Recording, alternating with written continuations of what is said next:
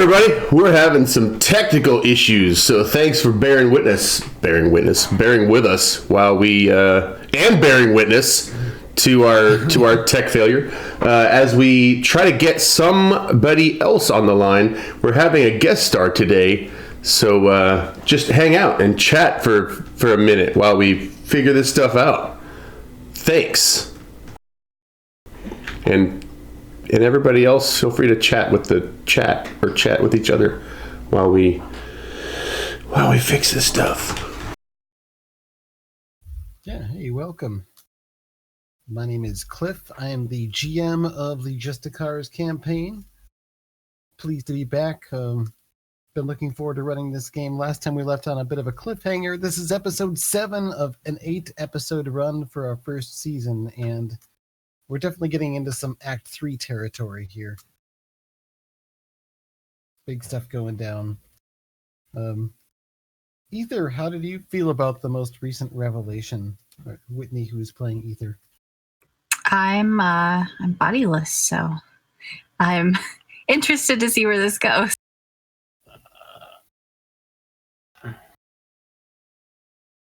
You definitely caught me by surprise. Oh, that's awesome. Well, you gave me some great stuff to work with, and I found I can't remember how we stumbled upon it, but just that twist of the idea being that you didn't necessarily vacate your body. Or did you? I don't know, you threw something random in at the end. Not random, it was part of everything, but that the body was on its own as well. Well, yeah, you have the body of the person that you normally ride in, the Jane Doe who was in a vegetative state and didn't have any family to claim them, and you were able to make use of her body, and you have been for a long time. But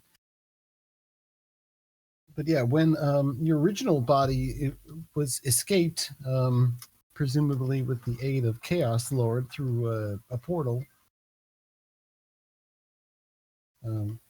Let's see, I believe it was Core who called upon some of her newfound chaos magic powers to open up that portal and follow through, leaving her silver branch behind, but it was in fact a trap by Chaos Lord and did not lead to where he had gone off, but off to somewhere else, this strange, lush forest area. And you find yourself actually, I think, standing out there physically as if back in your original body. And then, yeah, that body that you normally ride along in is there and sort of on its own apparently now. Oh, okay, you didn't clarify if I was like ghosty or not. So am I? We didn't get into it very far yet. Oh, okay, okay. That'll be something we'll tear into right away when we jump in. Cool. Hey, is that an Arcology podcast T-shirt on? Looking swanky, yeah. Yeah. Nice.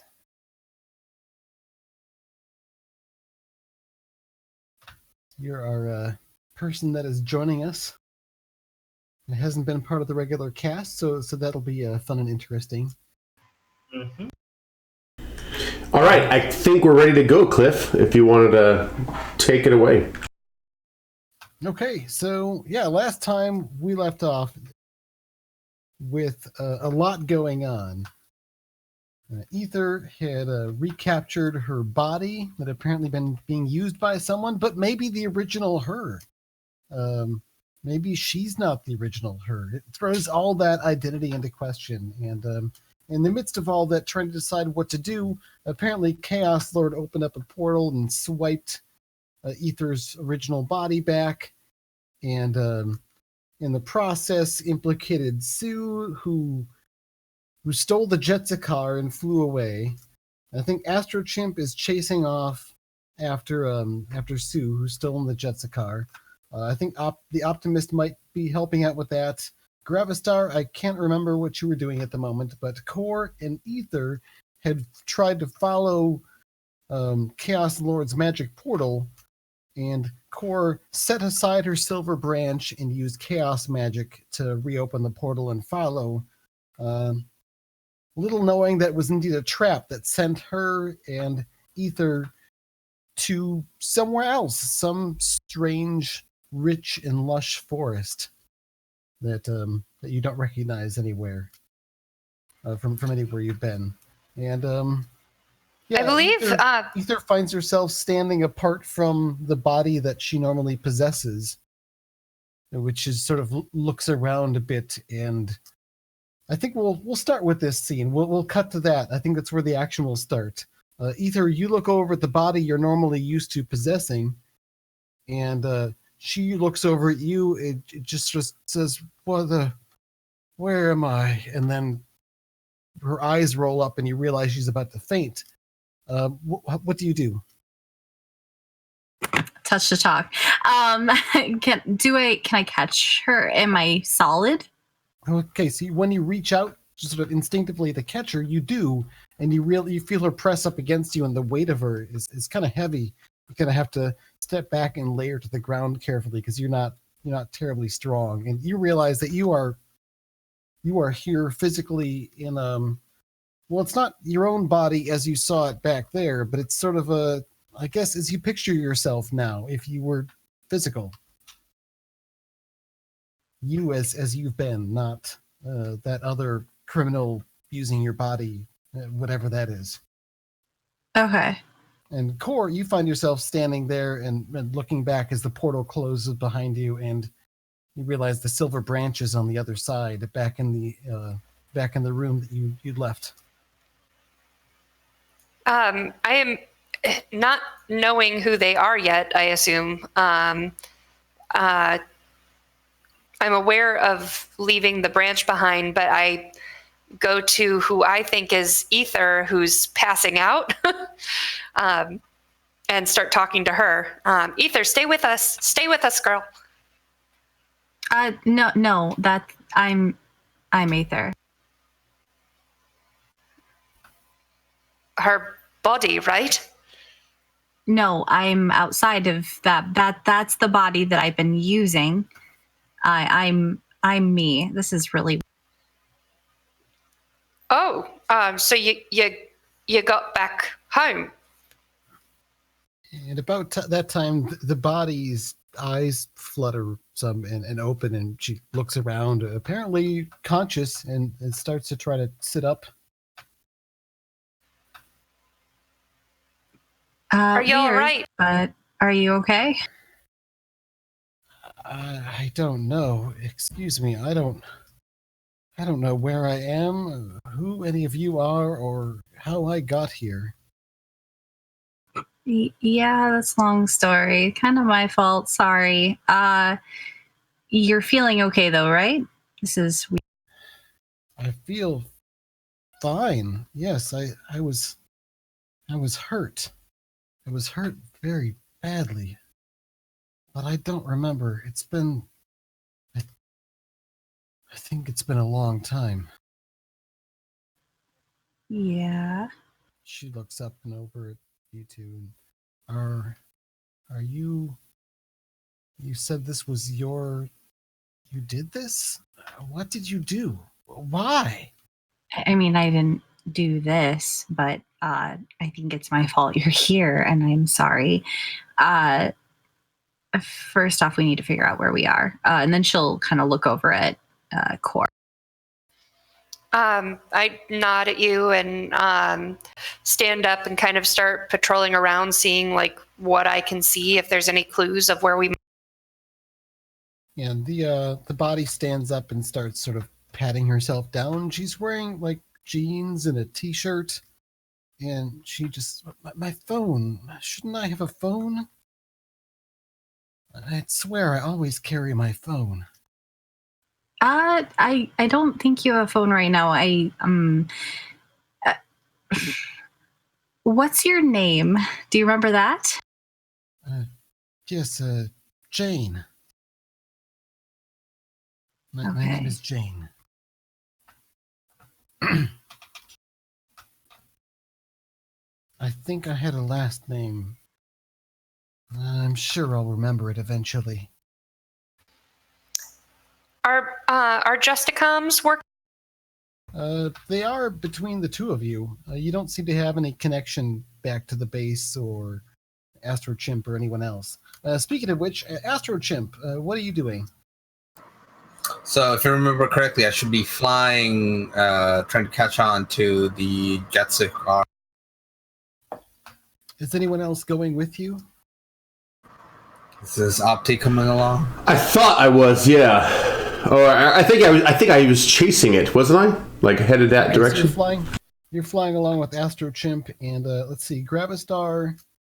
I don't remember where we left off with you. Where are you at? Well, unfortunately, I missed last session, so I'm not sure what you did with me. Okay, Cliff, I think you flying along with. Sorry, go on. Go ahead, Sarah. Yeah, I think you were. You actually put him as napping in the Justicar when Sue was stealing. Oh. Right. Yeah, I guess you sort of wake up inside the Justicar as it's flying at high speed. That is right. I remember saying that. Thank you. I should really take better notes. So yeah, you two are flying along, maybe trying to raise people on comms, and Gravistar, you're just waking up. You'd been working on some sort of modification in the Justicar, and decided there was a nice little lounge in the back was a good place to take a nap for now. That is, do you nap? You're this sort of strange gravitational being. Do you have to sleep? I do have to sleep. I don't need to breathe, but I have to sleep. So, okay, so you were napping and not expected to be bothered. But yeah, when you wake up, you do notice that the Justicar is moving, and you've got apparently the Optimist and Astro Chimp on comms who are urgently trying to reach you. So do you answer the comm? yeah, I answer. I'm like, hey, guys, what's going on here? As I head for the cockpit. It appears as if Chaos Lord has stolen Aether's body, and Sue was complicit, and Sue has now stolen the Justicar and fled. So we are chasing her down. We don't know if she did that in her own free will. Could be mind control, could be a whole bunch of stuff. Just go in there diplomatically, Gravistar. Right. You hit the panel to open up the door to head forward along the fuselage, and the panel is not responding to your commands. You try a couple different overrides and the thumbprint and just whatever it is, it just rejects it as if you don't have access. What do you do? Just holler, Sue, open this door up. Don't make me get in there the hard way. And then you hear over the intercom, "Oh no! What are you? How did you get in here?" It's Sue's voice, or at least the voice that she uses, because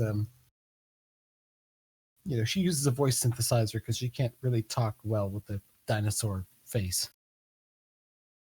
Well, you probably should have checked for passengers before you stole the Justicar.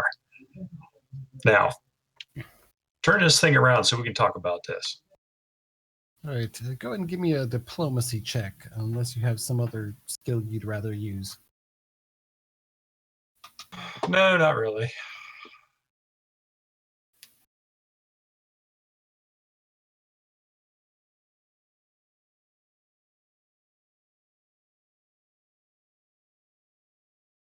Or I guess persuasion. Oh yeah, persuasion. That will do.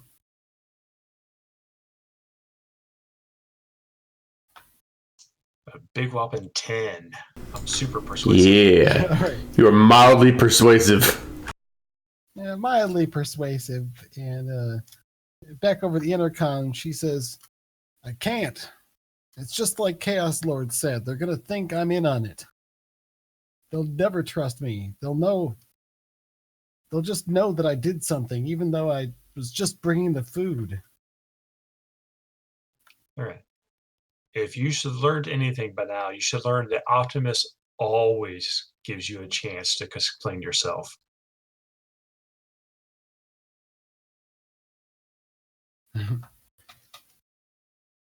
She says, it's too late for that now, but I don't see what else I can do. I'm going to cut the engines.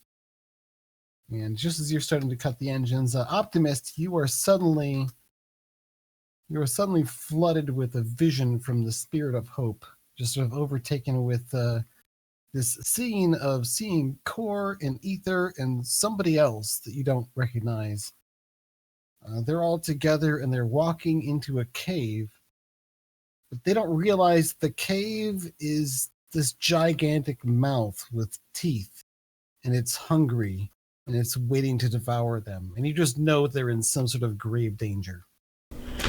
Oh no! Obo! The others are in danger! You see it appears that the Justicar is slowing down and hovering and moving in for a landing. Oh man, I know we need to deal with Sue, but we need to get to the others as soon as we can. They're walking into a giant mouth. Right, cutting back to Core and Ether and Jane. So you're standing out in this just rich, lush forest, giant trees, lots of bushes around, no immediate signs of human habitation. And it's the middle of the day. It's kind of nice and warm, but not too warm, mildly humid, and you're just out there in the small clearing in the forest. Jane is sort of pacing around, trying to figure out what to do next. And what are the two of you doing?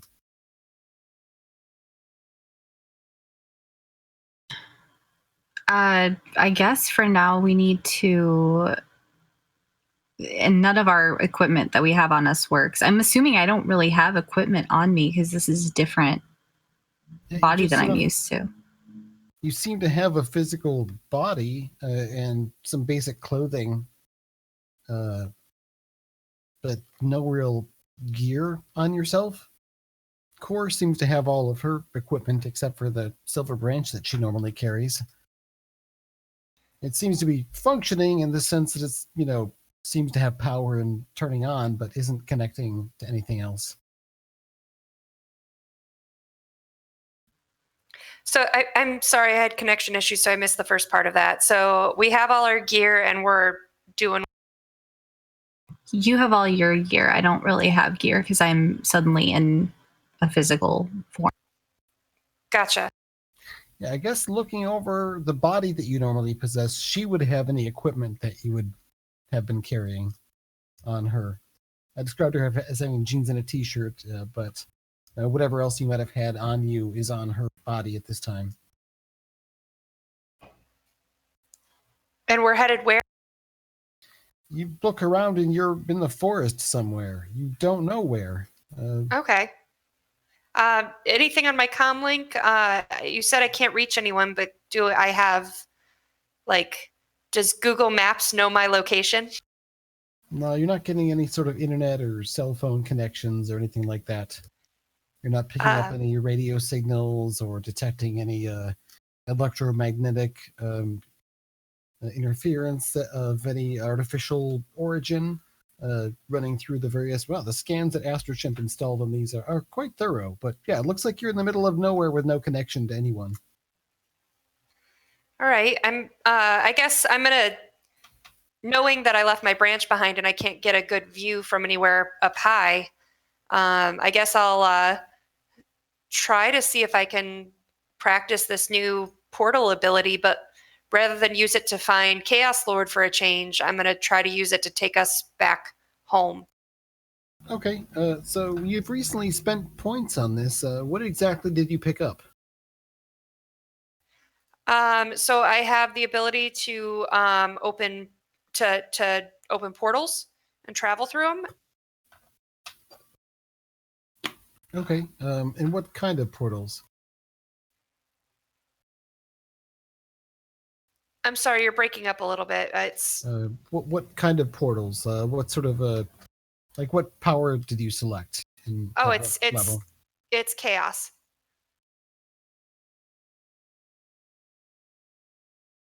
Yeah, it's chaos dark magic. Okay, but they're portals for like moving through space, like the ones you've Right. seen Chaos Lord use typically.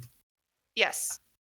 All right, so you go ahead and attempt to open a portal using the power, and you open one, but then it just collapses on itself right away. Oh. It doesn't seem to open to anywhere you can see. It's just sort of this weird dark magic, and then it collapses. Aether, are you able to do your floaty trick and maybe fly up and see if you can see anything?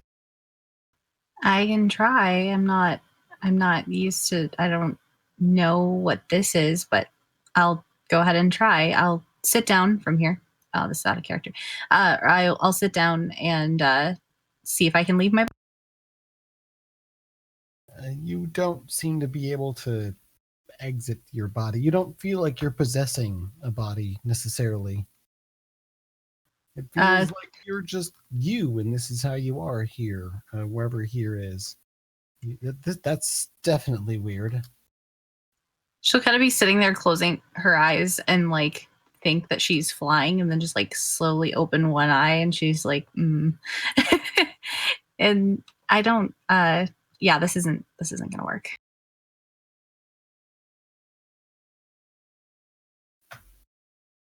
Janet stops then- and says, "Well, are we gonna sit here all day? There has to be a town somewhere, right? Yes. How did we get here? I don't remember how we got here. Is there a car? We got here plane? through a portal, but we should be able to walk a bit and choose a direction, and hopefully we run into someone who can help soon. Yeah, because this is really weird. Janet looks at each of you and says, "Okay, which way's back to town?" We don't know. We got to. We've just got to pick a direction. There's what's the temperature like, GM? It's comfy, probably mid-70s. Am I able to do that trick where like I look for moss on the north side of the trees or whatever? Choose a direction. Do you have any sort of survival or navigation skills? Let's see.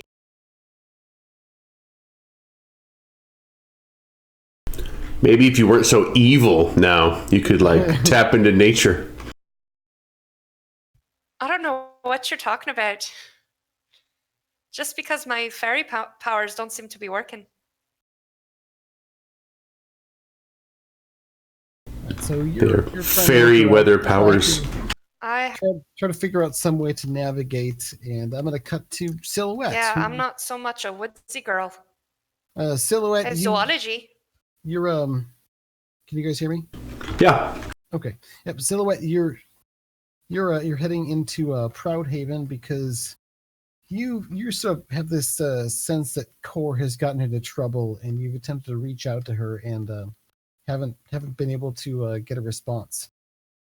So I think probably best place to check might be the Justicars HQ, where she's been hanging out and works out of mostly. So I guess you're going to be showing up on the scene probably about the time the others are coming back. But first I want to cut over to you. So why don't you describe Silhouette and how you will arrive on the scene here at the Justicars HQ in Proudhaven? Okay, I get that. I go straight there. Okay. Well, Silhouette right now is looking like a two-dimensional shadow on the ground, kind of a caricature of one with like crazy hair in the eye, in the air and stuff. But as I guess his way to get in is that one of the room in the HQ would get very, very, very dark, and then you would just walk on one of the wall. And start just looking around, just like he stumbled upon that place almost by mistake. He looks around and goes, "Oh, ouais, je déjà venu ici." And he just walks around visiting the place as he would do. Okay, as you walk around the place, you find there's a large entry area with a huge kitchen attached to it and a number of other rooms, second level with some offices, and down below things like an infirmary and a danger room sort of area. There's an empty hangar, and you slip from one shadow to the next, heading from one room to another, and find the place largely deserted, though go ahead and give me a perception test. Okay.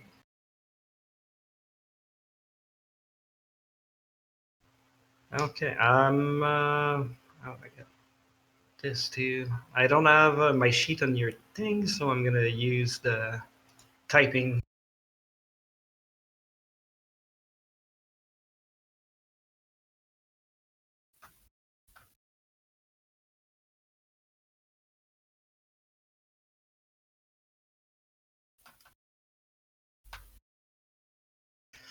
It's for a big 12.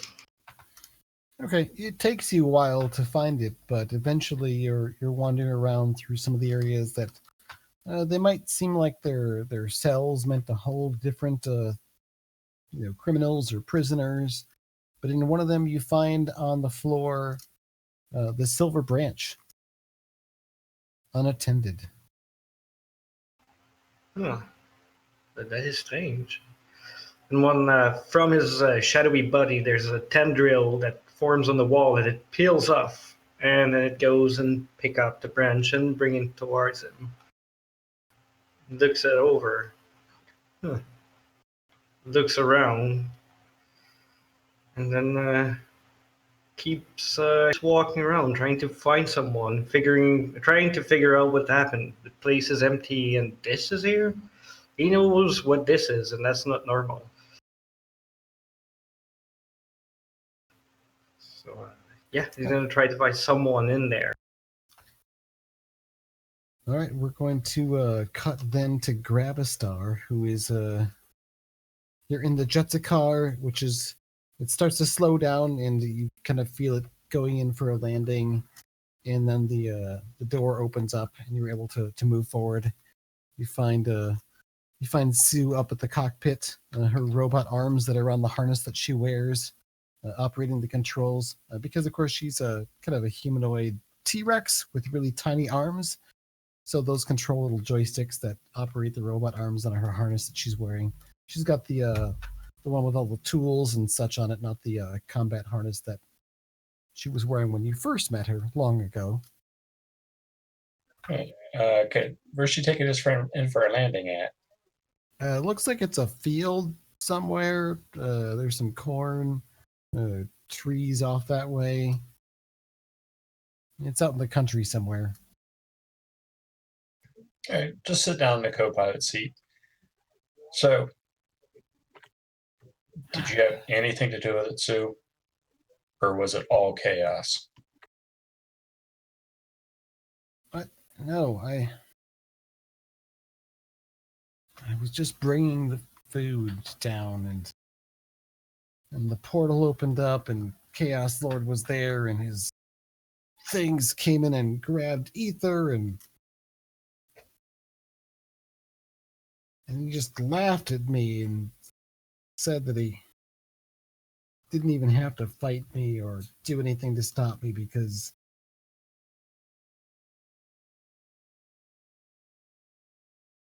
you never believed me. And then I knew I had to run, and I thought fast. The Justicars was my only chance. Why were you in there? It doesn't matter. It's all wrecked anyway. You would have caught up to me. Well, for what it's worth, if I thought you were working with Chaos Lord, he'd have took you with him. You wouldn't be on your own. And so why are we landing here? Why'd you bring us here? Any particular reason? I just told the autopilot to land immediately. I guess it found an open field. All right. Sorry, I stole your plane. Raise Optimus and Astro on the comms then. All right, I got this situation under control. Sue swears she was not involved, that she was just running because we thought she'd be involved. What? I turn at Optimus and tell him, "I told you so." I had no doubt, but we still should head that direction and make sure things are okay. Absolutely. But do you have any idea where you said Core and Ether's in trouble? Do you have any idea where? No, I don't. It looked a place like I've never seen before, and they looked like they walked into a cave, but it wasn't a cave. It turns out it was some sort of mouth. I tell you, that vision had teeth. All right. Tastes like a trap. Let's just go back to the HQ. That's the last place we saw them. This is all too much to swallow. All right. I'll take control, Sue, if you don't mind. I just hope that whatever evil is out there doesn't eat us to the punch. She kind of gets up and moves back and out, so she's sitting back in the passenger space. I'm gonna head back and talk to Sue. Is Obo gonna talk to Sue as well? Yeah, I'll come along. Okay, so I'll sit down next to Sue and Obo and start a conversation that goes something like this. We are glad that you are okay, and from what I understand, it seems like you were not working for Chaos Lord and you didn't kidnap Aether. But I have to let you know that when you steal our property and leave and you don't talk to us about it right after a break-in and our people go missing, that hurts my feelings. I just wanted you to know that. Maybe next time, in order to avoid these feelings, you could just like reach out or something and She sort of looks up at you with her one reptilian eye, because she can only see with one side of her head at once. Because the voice on her speaker says, "I'm sorry. It seemed it made so much sense at the time. No apology necessary. No apology necessary. We all have our growing edges. And yes, sometimes, when we get in situations based on the things that have happened to us in our past, we can get impulsive and make wrong choices in the heat of the moment. That happens to everyone. But, I hope we can maybe work together and give you some tools to maybe deal with some of those impulsive fears next time, so that we can all move forward in a healthy and in holistic fashion. So you're not sending me to the moon prison? No, that was really never on the table. I mean, I don't think that was on the Lang or Chimp. Was that something that you had in mind, to send people to moon prison? No. No. I did not for a moment believe that Sue betrayed us. I was worried that you may be under some sort of nefarious mind control. Who knows what that magic and makes big coats can do. So this is why I'll only stick to science. Yeah, it's always worth having a conversation before jumping straight to consequences. I mean, that doesn't help anyone. I was so sure that you would assume the worst of me. No, we're the Justicars, not the Vengicars. That's they're no fun at all. They have a bad rep. No, the Justicars always try to get to the bottom of things before meting out the harsher justice. And by harsher justice, I mean, I don't want it to sound like, like we have harsh justice. I mean, sometimes villains need to get punched or blasted, but it's always for the greater good. Or pummeled by a giant gorilla. In love. Always with the best of love. Right? When we pummel people, we pummel them with the soft beating of justice. Obo makes another t-shirt. It's all the Justicars with Sue, and it says friendship. Yeah. So about that time, Silhouette, you are then noticing that there's some noise going on. The hangar bay doors are opening in this facility, and they're there's a large plane returning. And Okay, you're all well, landing he's back in gonna- the Justicars HQ. Well, all of you except for Core and Ether.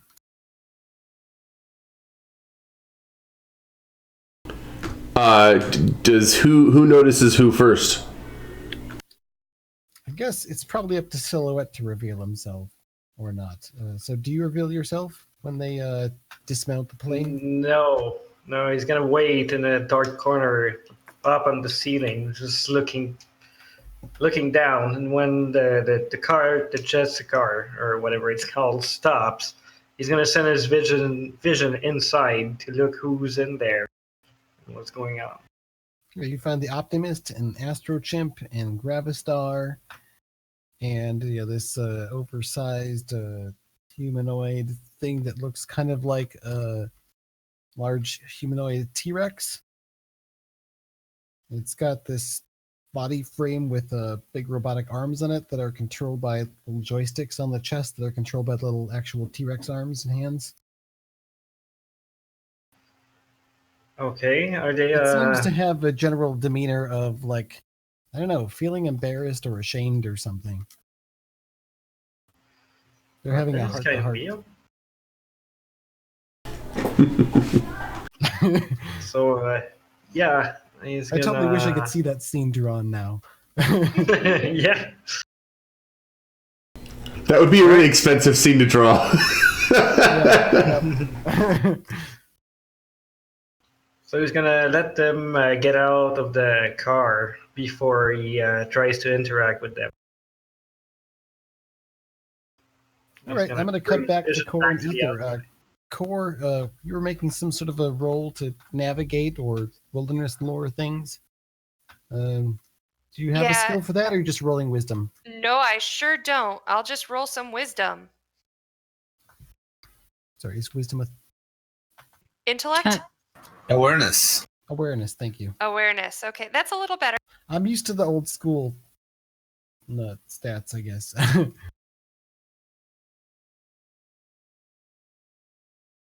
All right, with an That's 18, an 18. You start to kind of figure out some ways of getting your bearings, and you start moving along. And like, we'll try going this way. And it's not long before you encounter something quite unusual that you've never seen before. You don't think is normal. It's a large red-capped mushroom. And when I say large, I mean large enough for you all to take shelter underneath. It's probably like 10 or 15 feet tall and probably 8 feet in a radius around with its large cap. And yeah, that's not something you've seen before, but it's not long before you start seeing more and more gigantic mushrooms. Hey, Aether, you don't remember getting injected with anything before we walked through that portal, did you?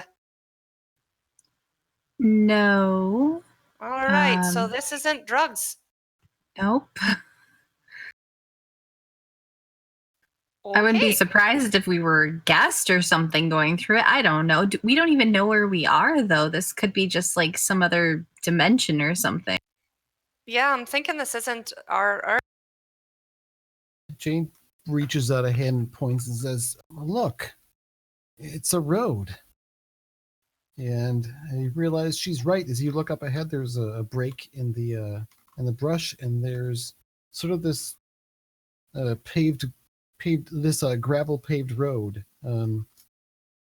It's not quite like any road you've seen before. It's like a lot of like thick pebbles and gravel, but it's more like a paving than just a gravel tossed road, but definitely more irregular than asphalt. And it goes off to the left and to the right as far as you can see before turning a bend one way or another. And you can't see terribly far in this thick forest. What do you think? I mean, we could go down the road, but if it starts turning into yellow bricks, I'm going the other direction. Fair enough. All right, I'm with. All right, so you start walking down one of the directions of the road, picking the direction as best you can, and When you come around a bend, you see up ahead there's some movement. Give me a perception test. Both of us? Yep.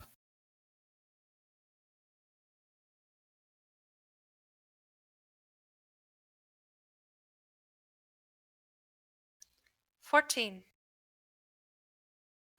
Give me just a second. Sorry. It's low. 20. Okay, so Core, you see up ahead, it looks like there's some sort of an animal that's struggling, but Ether, you get a better look at it, and it's like, yeah, now that's weird. It's like maybe a 3-foot tall toad or frog person that's wearing some rags and is pulling at its leg that is seems to be caught on something you can't see from this distance. As soon as I see something struggle, like what I think is an animal struggling, I start running. I will look at the former person I was inhabiting and start walking forward after her.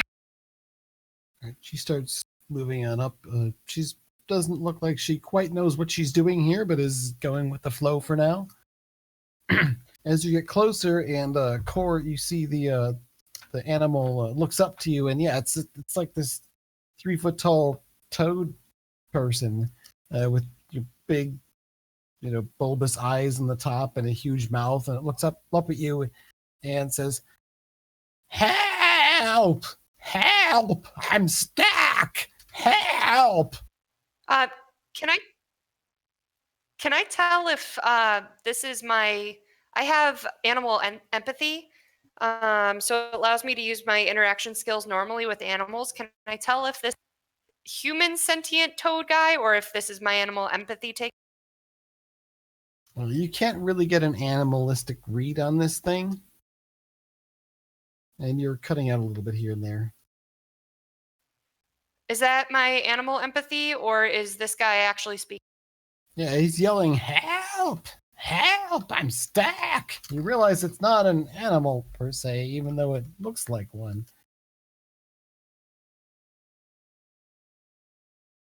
You don't really get any sort of animal sense read on it. It's not an animal type, so to speak. Can I insight him to see if he's like making it up? Sure. Go ahead and make an insight roll as you're sort of hanging back and watching more closely. 14. It definitely seems to be struggling and wailing like it's genuinely in trouble. It's definitely one of the weirdest things you've ever seen, though. I mean, you don't exactly have a baseline of behavior to model it after. Yeah. But yeah, it does seem to be genuinely struggling. Okay. Core, I guess we should let him free. I don't. Jane says, "What is that thing?" I don't even know, but it's around all these giant mushrooms, so I have a feeling that nothing over here is normal. All right, Core, you're up in front of the farthest. What do you do? Are you approaching it right away?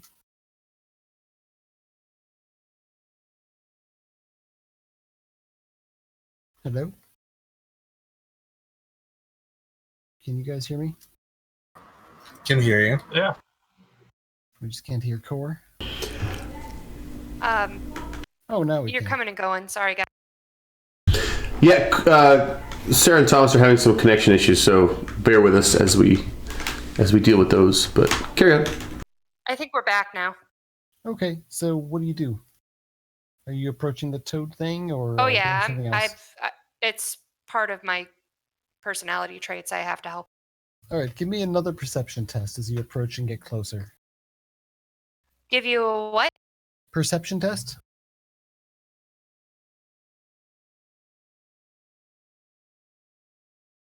All right.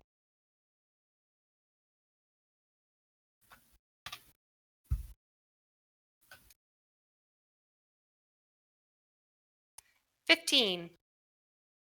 Okay, so as you're running up, you can see that actually it's from where it's coming from. There's a bit of a break in the path to the right, like another sort of trail that leads off to what looks like this sort of mossy cave just to one side. And as you come running up to it, it's yanking away at something, but then you realize it's like it's got this fleshy tendril like that's part of its leg that's not stuck to the ground, but it goes off into the cave.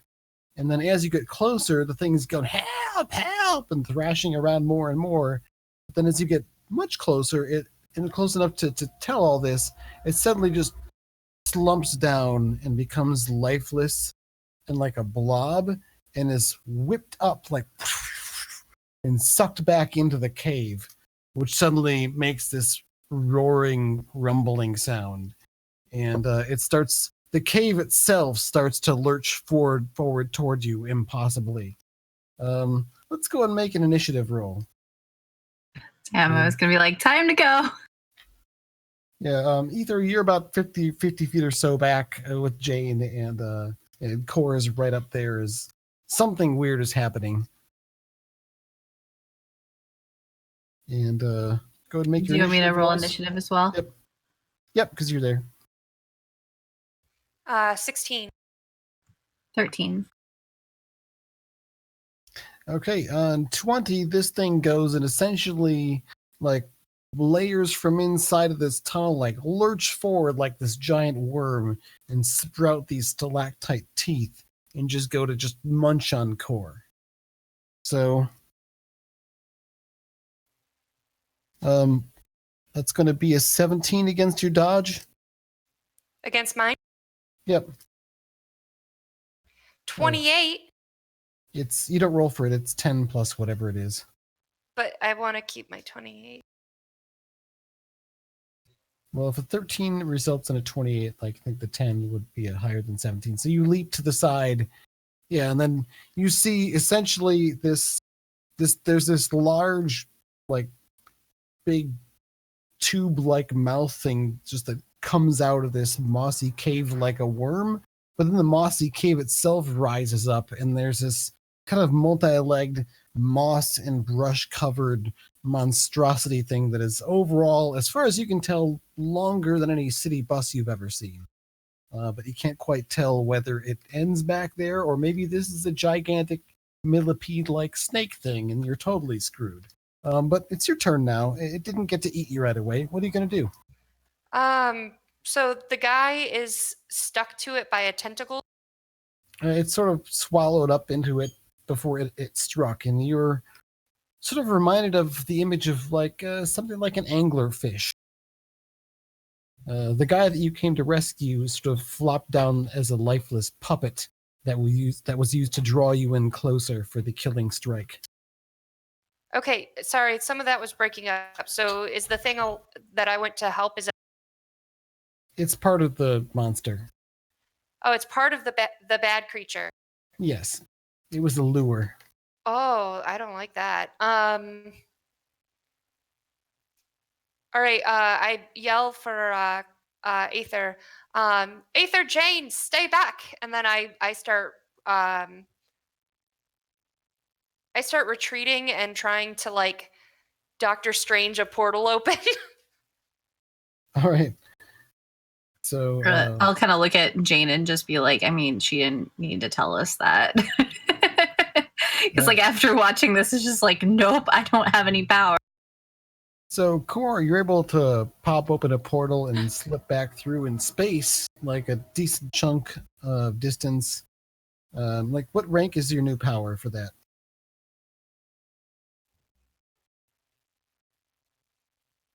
I believe it's 6. Okay, so however the distance that would make, I don't have the distance chart up. Let me look it up.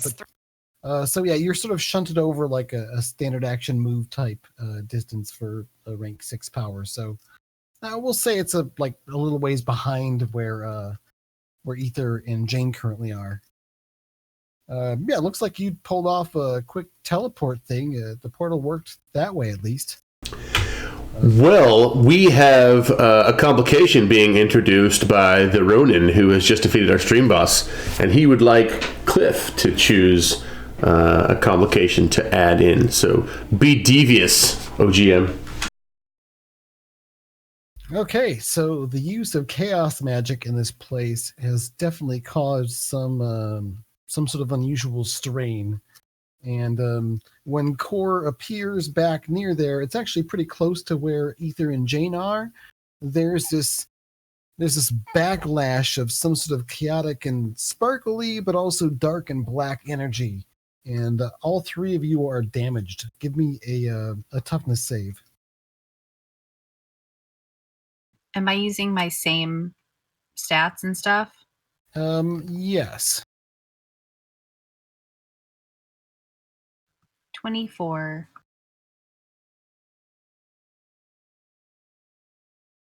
Okay, so for you, yeah, it's kind of harsh and unpleasant, but not. It doesn't actually harm you, other than just the -1 to further damage resistance rolls. It seems like your body, Jane at least, she's knocked back as well and grunts in pain, but it's not terribly harmed. How about Core? You're struck by the magic backlash as well. We got a backlash from what? From a burst of chaos energy here. Oh, and the thing is still here? We didn't get away?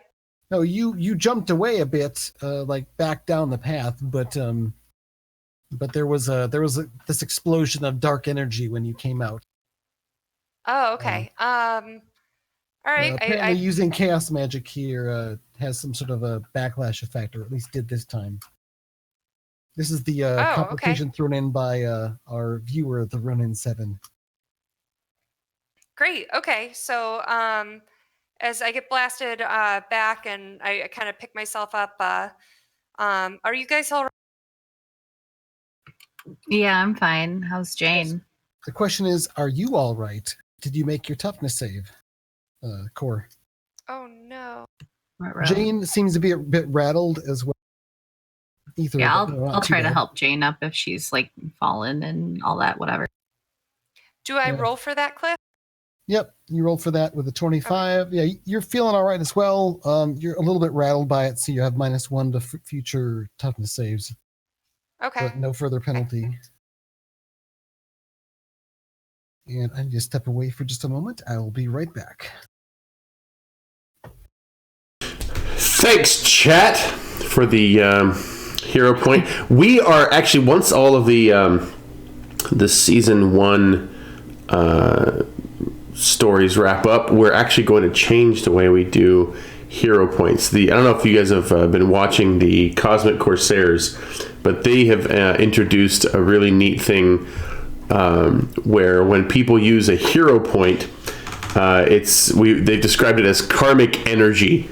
And so when somebody defeats the stream boss, the karmic energy is transferred to the heroes through some unknown means. Well, we know what it is. But when the stream boss is defeated, the person who defeated the stream boss gets to describe their character, their hero, and how they defeated this other villain or something like that. And then the karma from that will get transferred to the hero that they choose. It was a really cool thing, and people had fun describing their heroes and how they did that. So as soon as we get a chance to reboot things, we'll switch over to the karmic system where the chat gets to describe their heroes and things like that. It was super fun. All right, so cutting back away from the action in the forest to everyone else back at the Justicars HQ.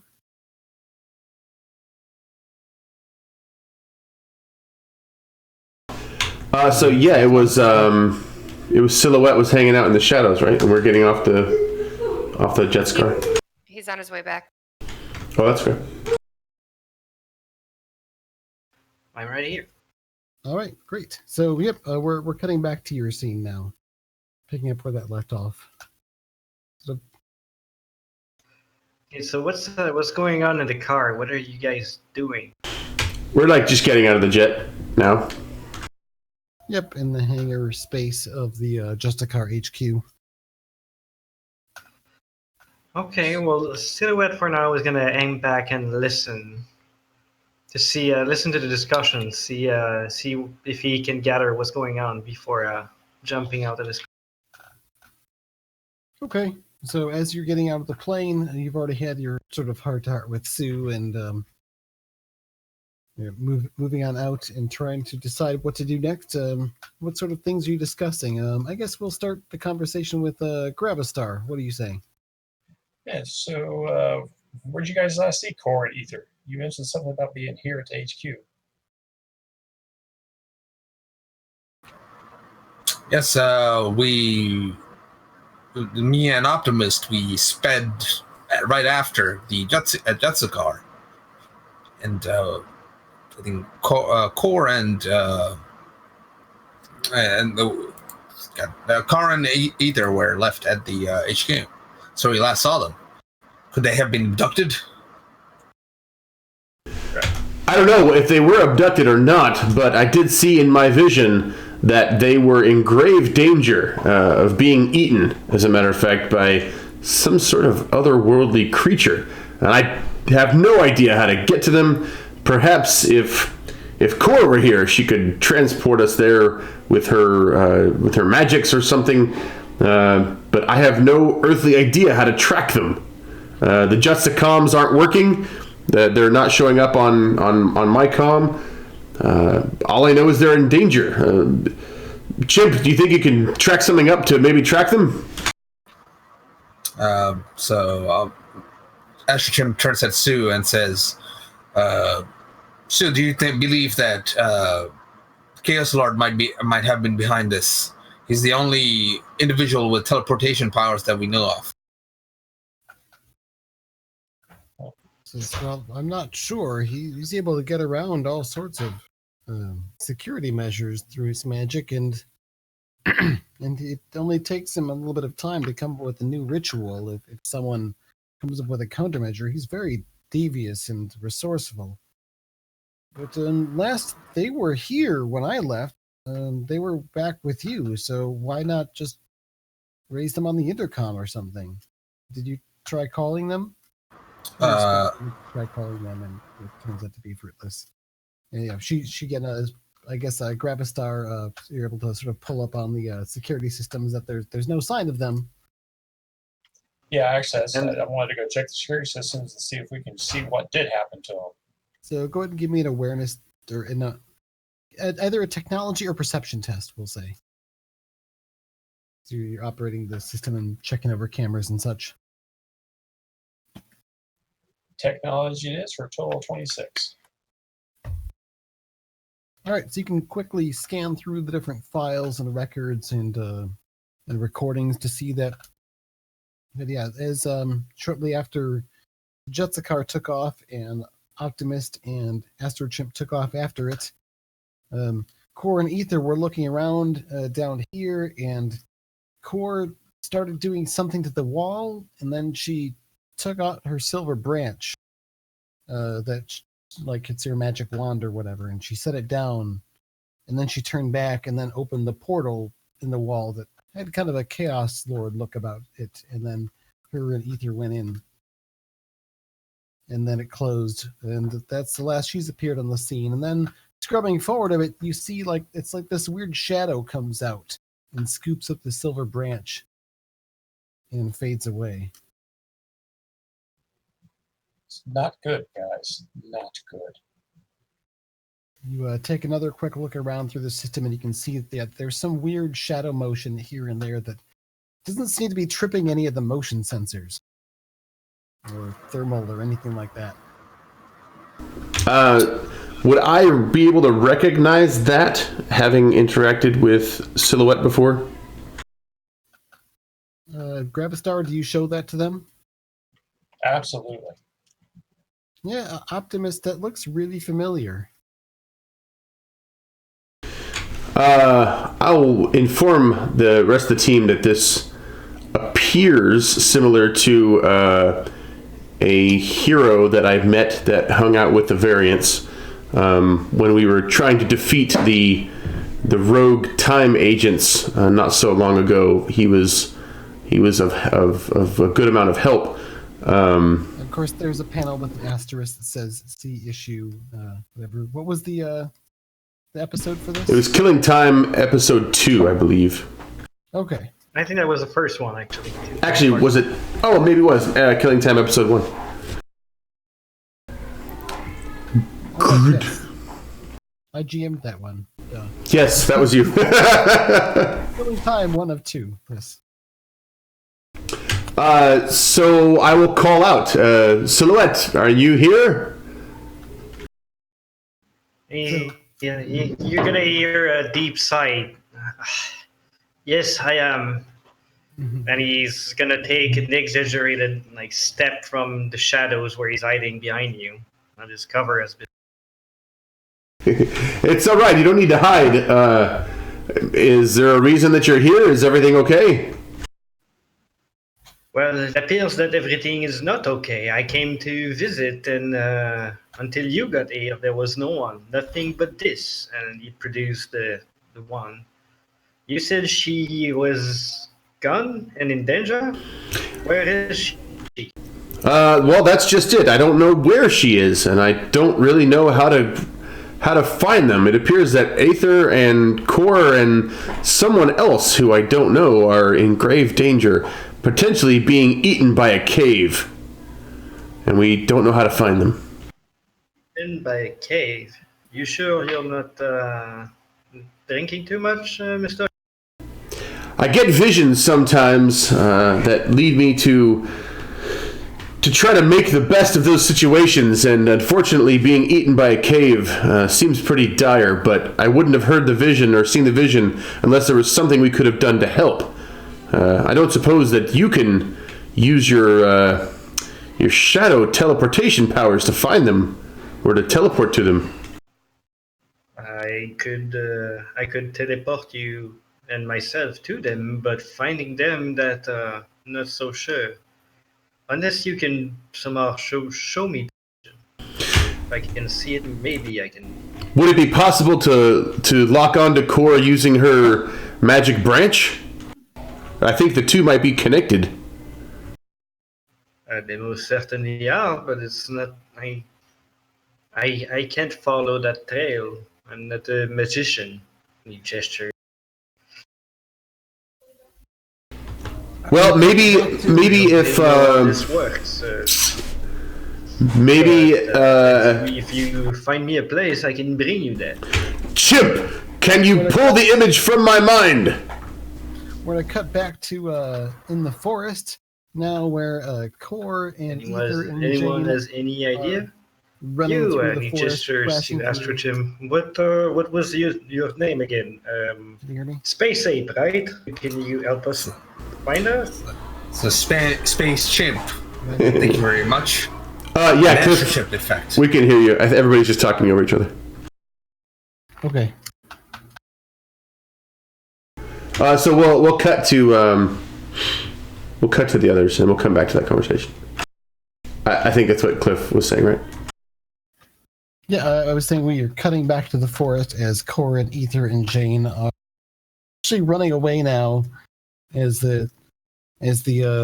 there's crashing sounds coming from behind us. There's some sort of gigantic beast that it's just hard to get an image in your mind of what it looks like because you can't see it all at once, but it's this huge worm-like thing attached to a larger body with multiple large legs, and it's covered in sod and moss and trees and bushes and things, and it seems part of the forest itself, and it's huge, and it seems to want to eat you.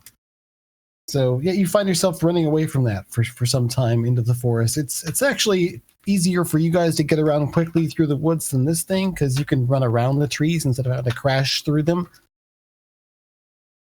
But it's definitely scary. Cliff, Whitney's freezing up too. She can't hear Oh, or okay. see right now. Yay. Yeah, and I got you back, but Thomas has. Yeah, he just disappeared off Discord now. So Yay, tech issues. okay, so I guess why don't we take a midpoint break here and hope that the issues have resolved themselves by the time we come back. If you're having trouble with your things, go ahead and do a reboot. And, Yeah, I'm not sure if it's trouble with our things. I think it's the internet here. Quite possibly, though Ether's having trouble with stuff as well. And cool. Well, let's take a break and see if we can't fix all of our tech, and then we'll see you guys in about 10 minutes. how do we have everyone leave the call and we can restart? All right, we're back, everybody. Thanks so much for being patient. We really appreciate you. Take it away, Cliff. All right, so we'll cut to Ether and Core and Jane, who are currently running through the forest, being chased by some sort of monstrous, unimaginable beast with a huge worm-like mouth and landscape-like body in size, and it's crashing through the forest. But you seem to be gaining on it, or not gaining it, but getting away from it. Getting ground away from it, mostly because you're able to walk around the trees instead of having to smash through them. Okay. So we'll cut back to you doing this, sort of running back, and Jane says, "What do we do? What is that thing? This doesn't make any sense." Move now, talk later.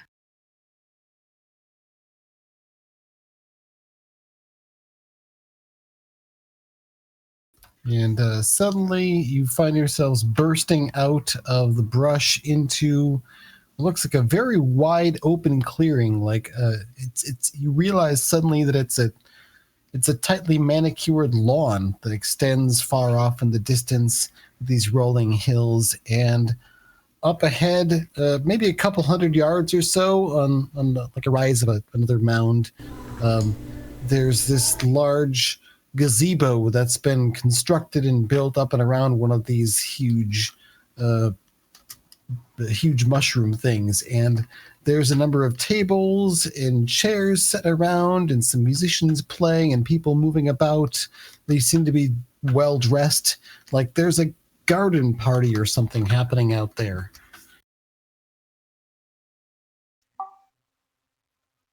Should they could help us? Should we go talk to them? I don't know. I'm not sure how much I trust you. Jane says, "Oh, thank God, people. We're saved. We can call for help." Do we know if they're real people? She gives you this look. We don't know. We don't have any other options. We don't know where we are. If we keep wandering, more things could attack us. At least, these are our species. We think. Jane says, "Shh, listen." And you all sort of pause and realize it's very quiet.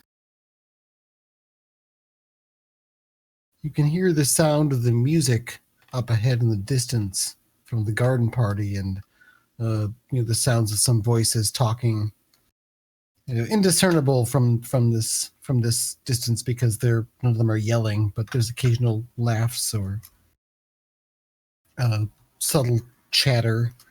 But you don't hear the sound of a giant monster crashing through the forest.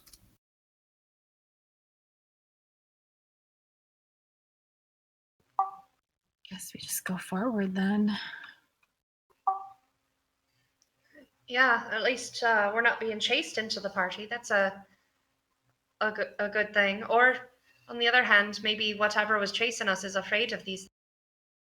Yeah, or it's something that's, I don't know, a trap. This whole thing is a trap. I don't know. Whichever it is, we can handle it together. So you walk onward towards the party. As you do, you can hear the music more clearly over the distance. There's a band playing some sort of a strings group with a couple of horns, like a trombone or something, and a drum set. Also a large harp. And go ahead and give me another perception test, both of you.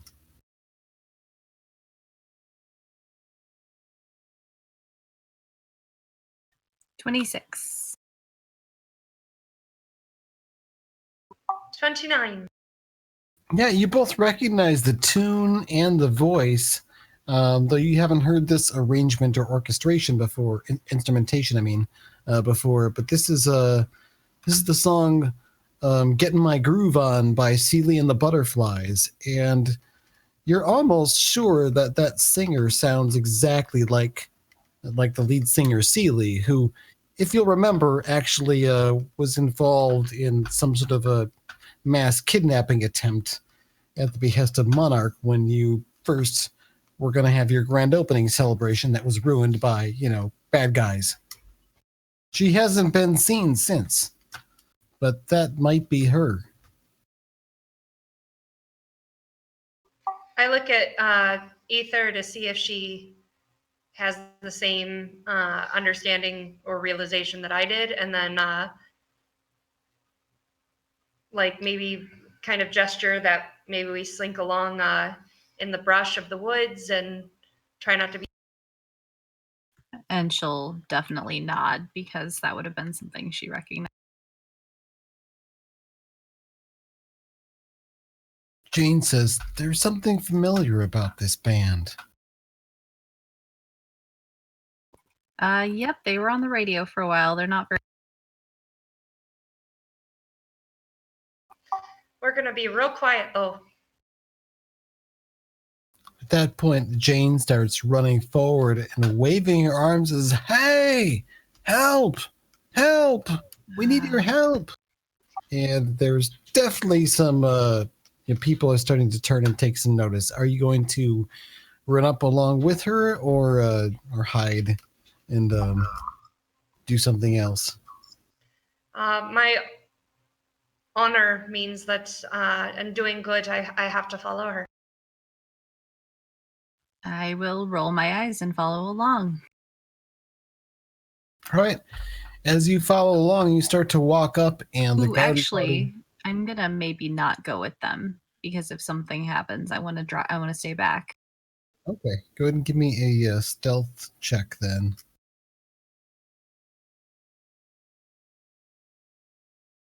There isn't much to hide back here other than 24. sort of the contours of the land, but you managed to duck back behind the hill, and you aren't immediately spotted. But it looks like these two are walking up, and the entire garden party is now turning and reacting. There's maybe a couple hundred people or so here. The music carries on as if nothing is changing.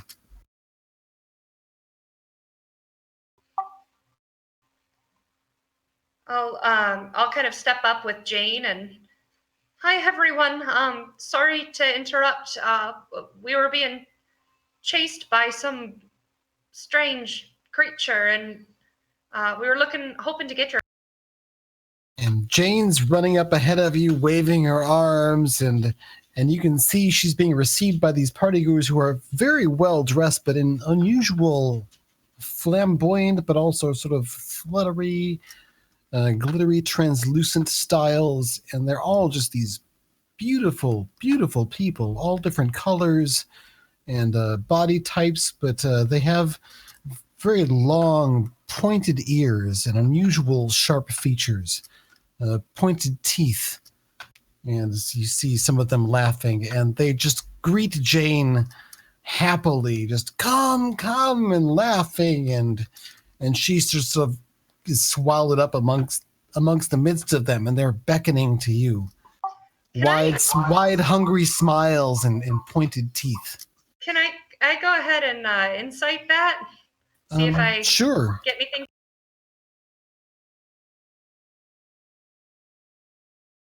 And I do see this, right?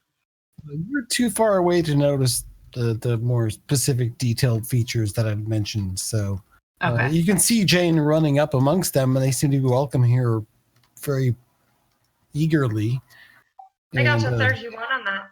Core is hanging back a bit, as if horrified by something, because this definitely seems wrong and off, and people don't normally have teeth like that. I mean, they can file their teeth, but so many of them, this is definitely off and strange and weird. And you can see, you look over at the stage where the band is playing, and you can see Celie is there. The lead singer. It is definitely her, but she's got pointed ears like the rest of them. And she's singing and then just glaring at you, just like her entire like facial expression is saying, I hate you and I want you to die, but I'm too busy singing this song right now to do that. As soon as I get the chance, though, I'm going to kill you in the most expedient and painful way possible. That is what her expression very specifically says to you from this distance. Great. Her eyes actually like become like a solid red sclera and all, and start to glow a bit. Most of the people who were paying attention to the performance are now looking in your direction. Okay. And now we'll cut back to the Justicars HQ. You're having a conversation there, Silhouette, with the rest about maybe what to do. I had suggested that maybe if if Astro Chimp could whip up a device that could pull the image of where they are out of my head and transfer it to Silhouette, then maybe Silhouette could transport us there. Well, I do have a mind reading device. Just need to add a display feature, like a hologram. Well, if it's something you can do, Mr. Galactic Monkey, that'd be very appreciated. First of all, it's Astro Chimp, and there's nothing that I can do. What did And then he turns. Space Ape? Galactic Monkey is my favorite one.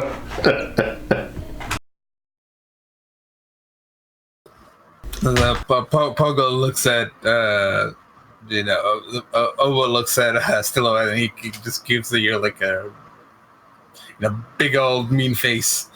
And then he turns on his little time bubble, and you just see a blur just taking random stuff from the kitchen and like the mechanic shop and the toolbox, and then I come up with like this weird helmet device that looks like it has a little it kind of has like a USB port and a little display on the head.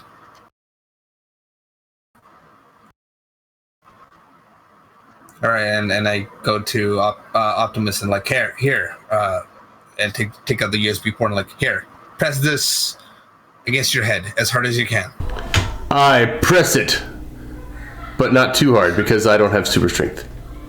All right, so does Astro Chimp need to make a roll for this, or is this something you just take 10 on? I might need to make a roll for this. All right, so give me a roll for this then. I think that would be a technology skill roll.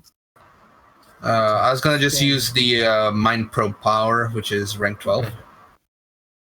And Optimist, I take it you are not resisting the Mind Probe, as you can feel this thing penetrating your mind.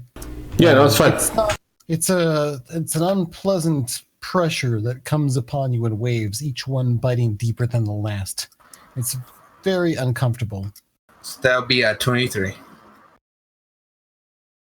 But when you're done, Astro Chimp, you're able to pull out the memory of this vision, and you get a clear image of it, but you realize it's more symbolic than actually representative of a specific place, and you're not sure how you might be able to navigate there. But when you show it to the rest, everyone, again, you see that again, it's more dreamlike. You don't think it's an actual representation that's useful in keying in on them.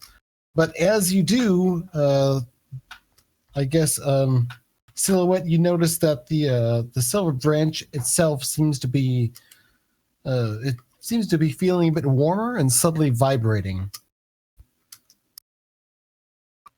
Well, the branch is reacting to that image. Don't know if we can follow it that way. Maybe if we jump around and try to follow the direction of the branch, that could bring us to them, but it's going to take quite the. We have to try. I can do this in a second, and I will, point my hand towards Silhouette and ask him for the. All right, if you say so, and the tendrils expand and slither on the ground to bring you the branch. It's like, now let me show you how a real superhero does things. What was that? I said, let me show you how a real superhero gets the job done. And with turning on my time bubble again, I'll try to cover every single inch of the dimension in a few moments. Do you have an arcane skill? I do not. I can roll just straight up intelligence. Yeah, okay. Go ahead and do that then. That'll be a 16. Okay, so yeah, you quickly realize that this is something magical, and it's going to require incorporating that into whatever it is you're doing. What is it that you're trying to accomplish? So I'm trying to just sort of like use it like some sort of Gaia counter or something. I assume that if we get closer to whatever somewhere like a portal can show up, it'll vibrate more and get hotter. Okay, so you're using it. You're reminded of the concept of like dowsing rods, and that seems to work well with the silver branch mentality. But you got this thing hooked up to it that's like spins it, like spins the branch on one side, on the other side of another antenna, and it starts to like zip around and scan. Leads you down to the basement where it showed the portal being opened in the wall, and when you get up there, you can see essentially it's almost like a holographic tracing of where the portal itself is. The branch itself doesn't seem to be able to activate the portal, but you see it in the wall, or at least like some sort of impression of it.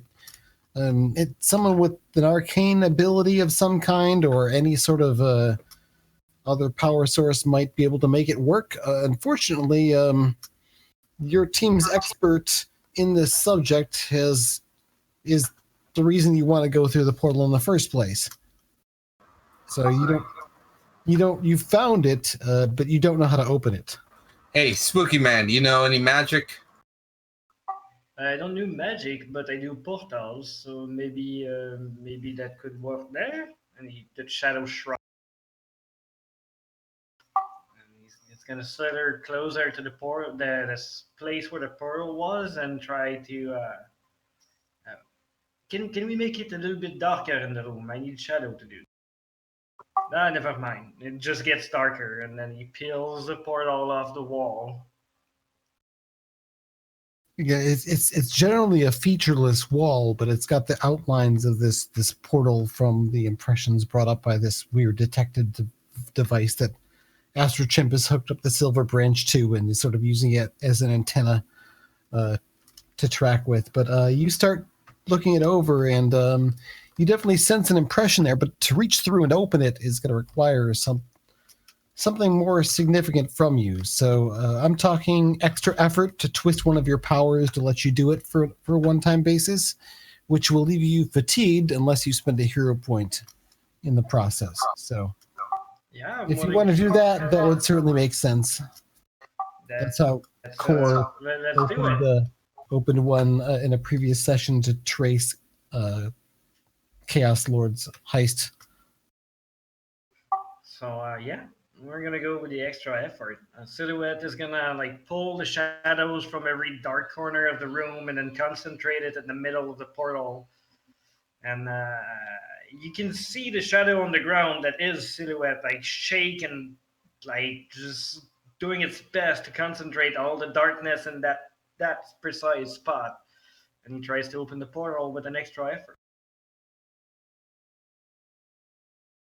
Okay, as you do, there's a panel that shows a burst of energy, and it seems to be working. We're going to cut back to the.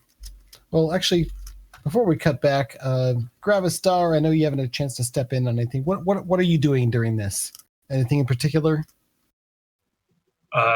Just kind of observing and fascination, because this is so beyond the science that I'm used to. I'm like, yeah, just observing and getting ready to go through the portal if you maybe just open it up. An optimist, you're feeling maybe a bit anxious. You're not getting any further feedback from the Spirit of Hope, whatever it said. Are you too late? What are you doing as you wait?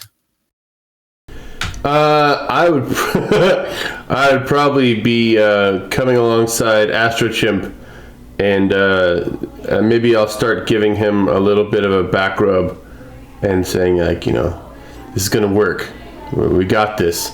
Don't worry about it. And you know, I won't tell anybody that your new nickname is Galactic Monkey. I give Optimus a look, like everybody's like, and it's like, of course everything's gonna go good.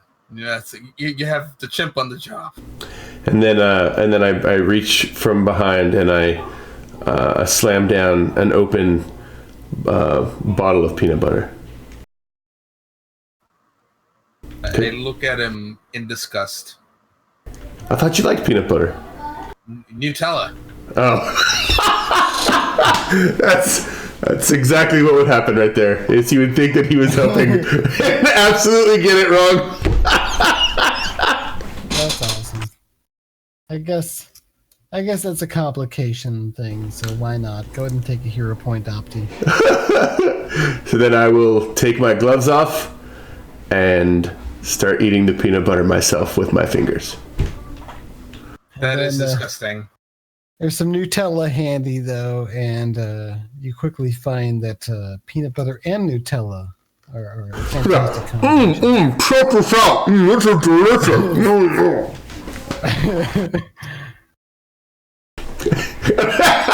I mix them together on my fingers and stick them in his face. You gotta try this. I try to put my helmet back up. Like, no. Yeah, sorry, boundaries. I'm gonna go wash my finger. All right, so Core, you can see that Jane has just been absorbed within that crowd, and they were like beckoning to you and calling to you, and they're speaking with these pleasant, lilting voices that sound like Irish accents, but you can't quite understand the words at first. It's hard to understand them. But they seem friendly, but not. What do you do?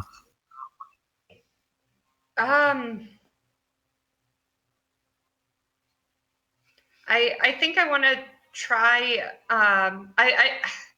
I'm still running toward Jane, because I've got to help her. I'm going to try from where I saw her kind of disappear into the crowd.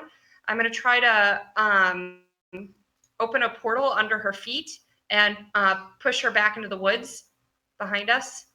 Okay, so you go to open a portal over to her, and she falls through, and there's this burst of black and glittery and translucent rainbow light coming out from where the portal started, and people are thrown one way or another, and people's dresses and suits are torn, and there's actual blood drawn in. Some people are screaming and falling, and there's this backlash of energy that strikes back at you. So go ahead and roll a toughness save with your -1 to the result from previous bruises. Yep. Yeah, your spell worked. Your your chaos portal worked, but the chaos magic, just like last time, had this powerful rippling, damaging effect. And 18. yeah, with that, you take another cumulative -1 to further toughness saves, and you are you are dazed for a round. So you're sort of tossed back and shaken from the blast. Ether, you see that happen, and suddenly down next to you, like Jane falls like up out of the ground and like flops down and lands with a bit of an oof on her hip. What happened? Those people. Yeah, stay here. Are there any branches or anything like that I could grab to like almost use as a bat? Now, think golf course, but like with rolling hills. So no, there's really no cover other than the contours of the land itself at this point. The cover of the forest is quite a ways away in either direction and behind. Okay, well, I'm still gonna have to go help Core. Seriously, stay here, and then I will head towards where Core is. So yeah, now all of a sudden there's a bunch of screaming that happens, just like one of the party guests who wasn't even like part of the blast, like turns and puts her arms on either side in classic Home Alone Macaulay Culkin style, but then shrieks just like she's witnessed the most horrible murder scene ever. And then a whole bunch of other people start yelling, and they're just scattering in almost every direction at this point. There are carriages, but they're jumping on them. They're being overturned. It's a scene of like where previously it was a calm garden party. Now it's a dangerous riot. And Corey, you're pretty much right in the middle of it, but no one's getting terribly close to you. What do you do?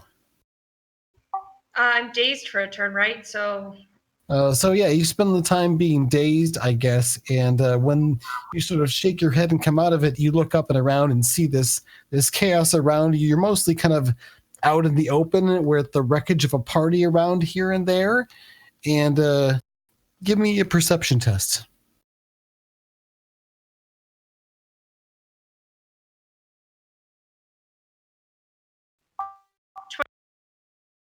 Okay, so you look around and you can see the band itself is mostly kind of standing around looking at each other, but you don't see Seely at first, and then you look over to your right and see just out of the shadows, lunging at you with a dagger drawn is Seely herself. And then there's a sudden, essentially big burst of energy as this portal is ripped open, and I think that's where you guys come in. Silhouette is opening a portal with his abilities, and it's going to open up to somewhat near where Corey is, but kind of up in the airways. And you guys can all see down. It looks like the wreckage of a garden party around a giant mushroom-themed gazebo in a golf course somewhere.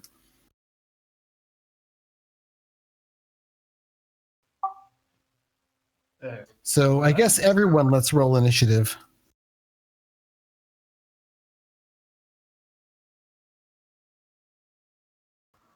Got a 23. 6. Oh, wah. I got an 8. 18. A big whopping 10.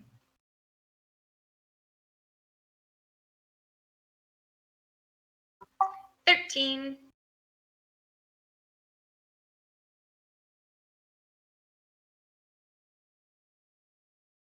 All right, so I got Ether on 6, Astro Chimp on 23, Optimist on 8, Gravistar on 18, Core on 13.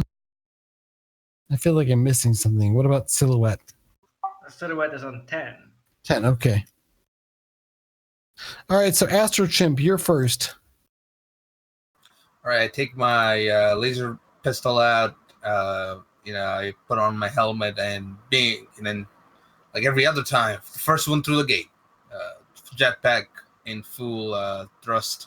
I'm looking for any signals from Core or Aether's comlinks. You pick them both up, and You also look down and see that Core is about to be stabbed by some crazed lady who looks a lot like the lead singer of Seeley and the Butterflies, but with pointed ears. It's like, shit. Am I able to reach her in time to take my gun out and shoot? Yeah, we'll say move action to move in, and then standard action to do something with a gun. All right, I just point. I point at the person and I yell at Core, like, Watch out! Don't want to shoot your hair off or something.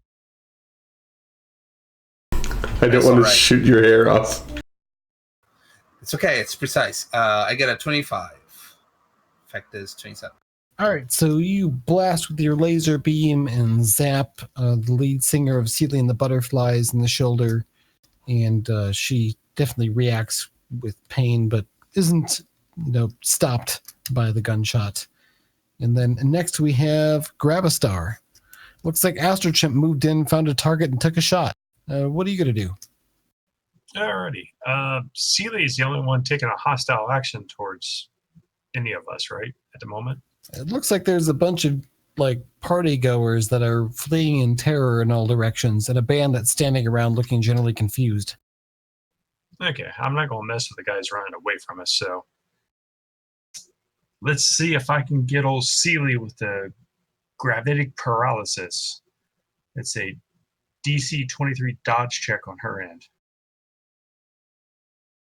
All right, so you fly through and send your power forward to control the gravity around her, but she seems to be generally unaffected by it. Actually, not completely, because she does look up to you and then flip you off. Uh-oh.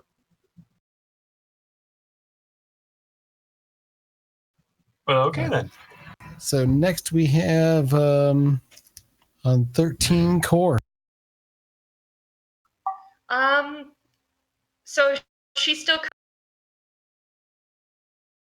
Yeah, you glance over and see that there is someone coming at you with a big old sword dagger thing. Okay.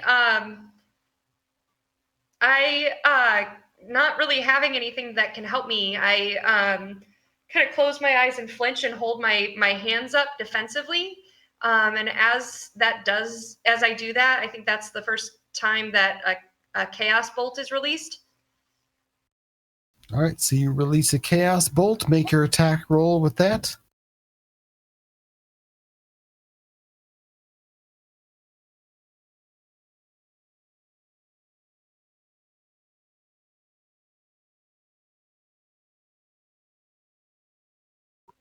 That's a 19.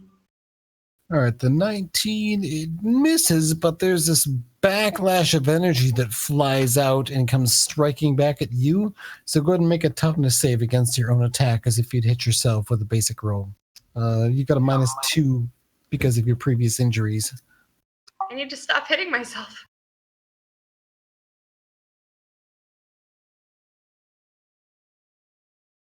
Not getting connection. Yeah. So go ahead and make that roll, Sarah, for toughness save -2. I still got 25 with -2. Okay. So I think that puts you at -3 then. Now to other further tests because of it injures you, but not too badly. And then it's Silhouette's turn. You've got the portal open. You can more or less hold it open as long as you can maintain concentration. Okay. I think everyone but the Optimist went through.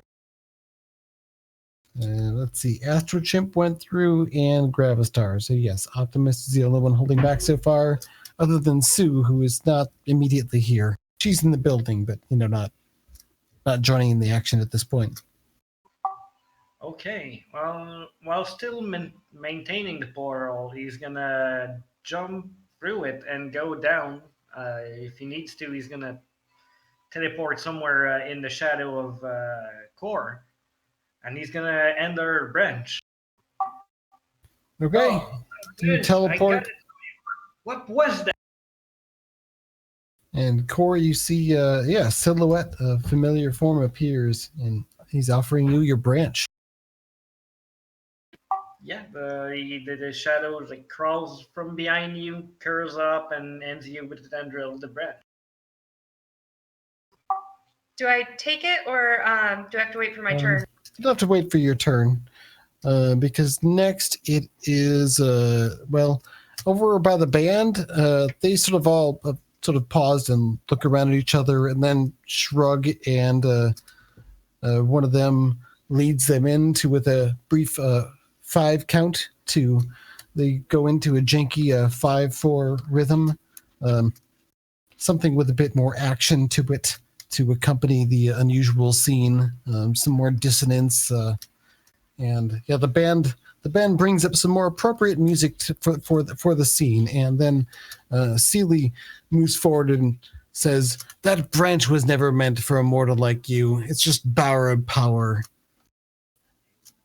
And she slices forward at you with her sword. Does a 27 hit you with your dodge? My dodge is what again? 10 plus your dodge defense bonus. Which is 10. Okay, so she slices forward and does hit you with her sword. So slashes across you. Go ahead and roll your toughness with a -3.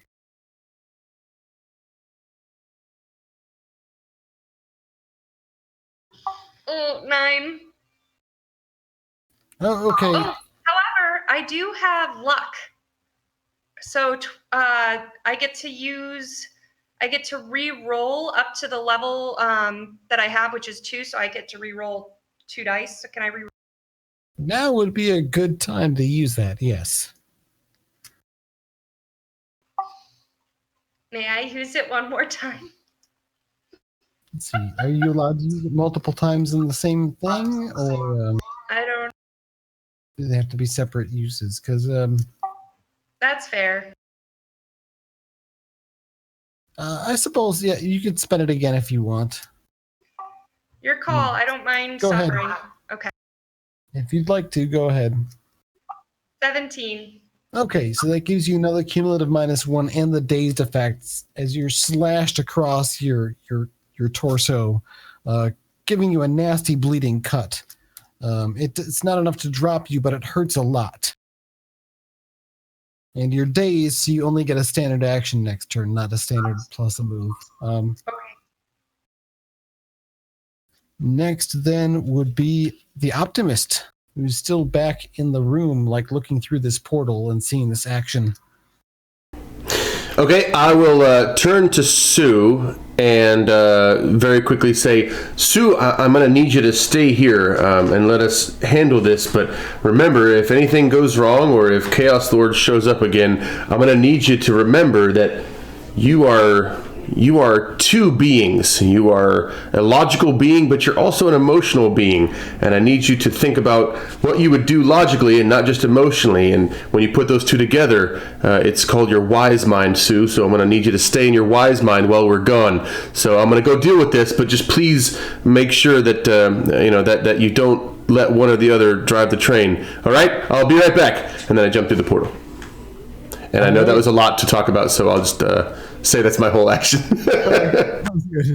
You spend your time sort of mentoring Sue before you leap on through.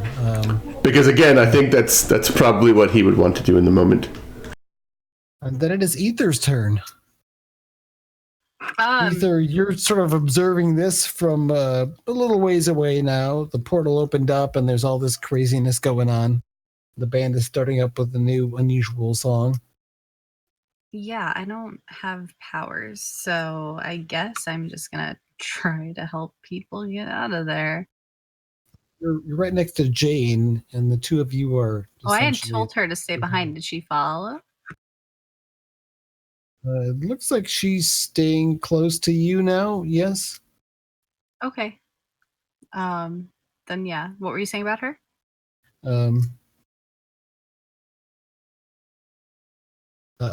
I guess nothing particular. She's with you now, I suppose. So, you were saying you were helping different people, so you come moving up and you can see these people are running and fleeing and like knocking over their carriages and trying to get away, and one of them is jumping on top of the other one and smacking the back of them like they're trying to get them to run away faster, and the other one is like, don't ride me, I'm not your beast of burden, and just craziness ensuing.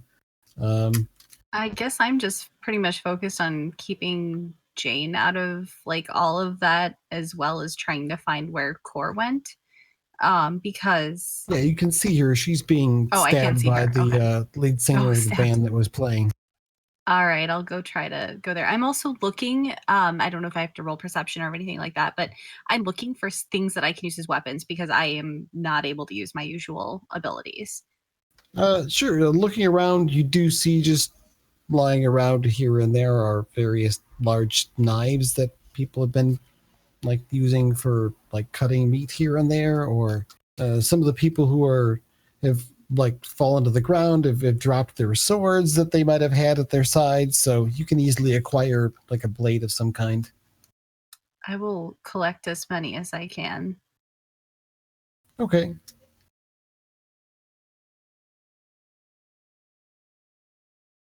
At that point, then, I guess we'll come back around to Astrochimp. What are you doing? All right, Astrochimp. Well, all right. So I'll use my device for the session. So I take out this massive bionic arm, and I put my arm inside. It's like an extra machine arm. I guess this is my power fist. I'm gonna fly right up to Celia and grab her. So this gives me enhanced strength and other things that help me grab people. Okay, so make your grapple roll. For ones.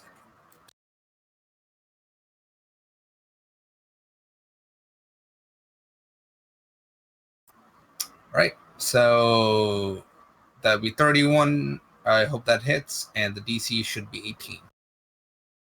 Okay, it does hit, but she sort of phases out of your grip.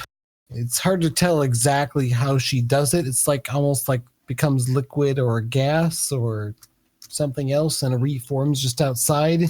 It's almost like sand or liquid flowing through and between your fingers. Kind of mind-blowingly weird. It's the wrong tool for the job, Bobo.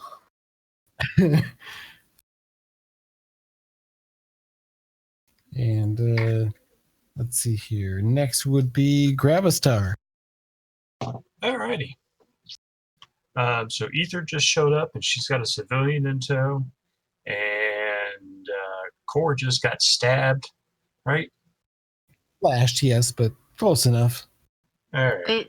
I think you guys would probably assume that the that Jane is me too, because that's the body I'm usually in.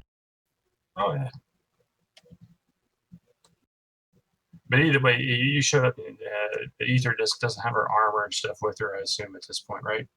Yeah, you can see Ether running around wearing her armor and her equipment and everything. And there's some other woman running around gathering up knives and swords and stuff. All right.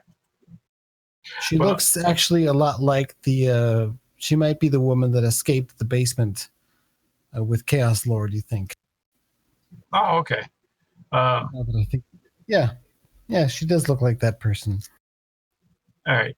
Then I'm actually going to use my action to focus my gravity powers on putting up my area effect protection to protect Core and Ether and the new girl. So it gives them all +10 toughness. Okay. Blessing. Thank so protected you. by force fields now. And then it is now Core's turn. Core, would you like to reclaim your silver branch? I would. I'm going to take that. Your action. What was that? Oh, that's my action? Yep, go ahead and narrate it, though, because it's a big moment. Yeah, so seeing my friends all come out of this portal, and especially with Silhouette, which I didn't expect, I begin to reach for it as I get slashed with this dagger and kind of recoil back from it.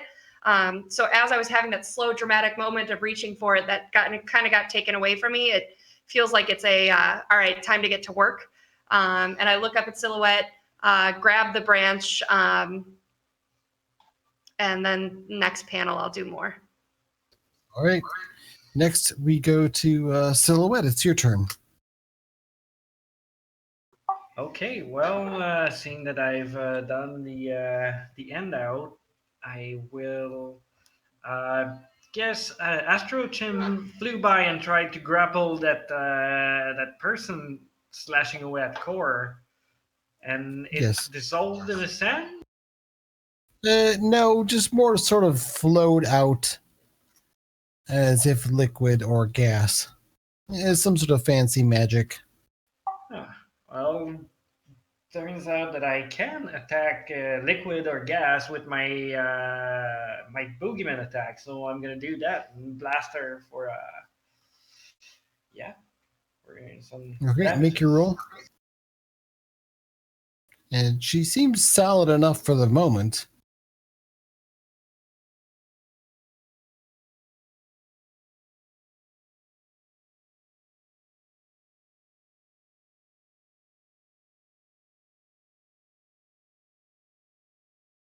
God damn it! I guess I miss a 12.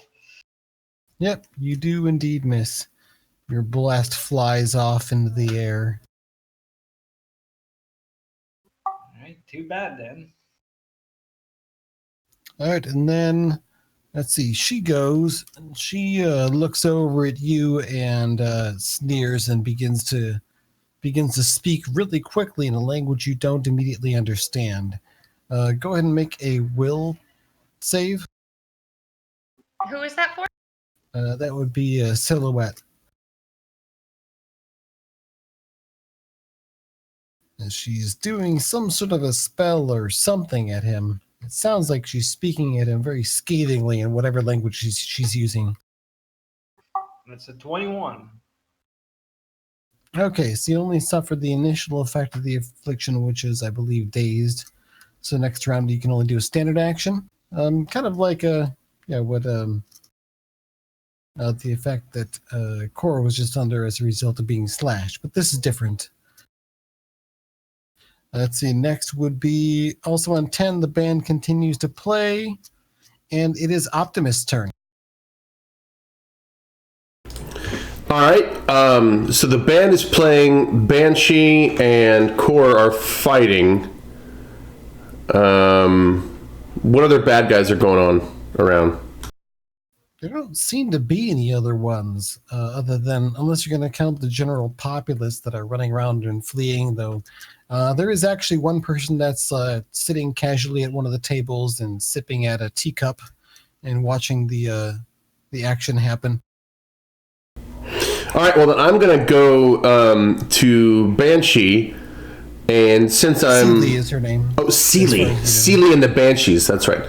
Seely and the Butterflies. Seely and the Butterflies. Where did I get Banshees from?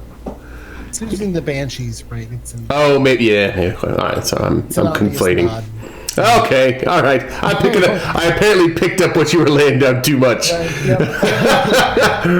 Okay, so I'm going to fly to Seely. Yes, and since I hate when musicians I like are getting into deadly battles with teammates, I'm going to see if I can do the light of de-escalation and shine that on Seely, and hopefully she will see the light. Oh, that was good. Okay. Okay. Do you have to roll for that, or is that just a save for her? That is... I don't know. Let me roll it and see. Yeah, so it looks like I have to actually hit with it. The 17 is not going to work. She leaps out of the No! I'm going to use my hero point and re-roll that. 25. way. Even 25. Yeah, when you use a hero point to re-roll, if it's lower than what you had before, if it doesn't get 10, then you add 10 to it. All right, then you do indeed hit. So she's now got to resist will save against DC 22. She's both entranced and stunned, so just sort of like falls to her knees and drops the sword. Not unaware, but definitely stopped in her tracks for the moment. And you realize she has really long, pointy ears. So yeah, so as she can't take actions now, I think the fighting's all stopped now. Yeah, I guess so. All right. I'm gonna make sure. Oh, go ahead. Essentially, ultimately subdue her. She'll sort of come to her senses again shortly after and shake this off. But basically, the fight's over. The band is still playing, which sort of moves to a softer melody, something that is kind of sad and thoughtful at the same time, rather than the jaunty action that was playing a moment before. But the party goers are still in the process of badly fleeing or generally hanging out, or some of them are. There's one lady you realize is just running laps around the party area, just wailing occasionally and waving her arms frantically. Oh no, whatever shall we do? It's terrible. Oh no. It's a bit bizarre and almost amusing until you notice that everyone you see seems to have like little pointy teeth and pointy ears. Core, Aether, are you all right? Is everything okay? I had the most terrible vision of you being eaten by a cave. It was like in Star Wars. Whoops, I was talking. Lost you for a second there. Yeah. The cave is following us for a little while, but it's not following us anymore.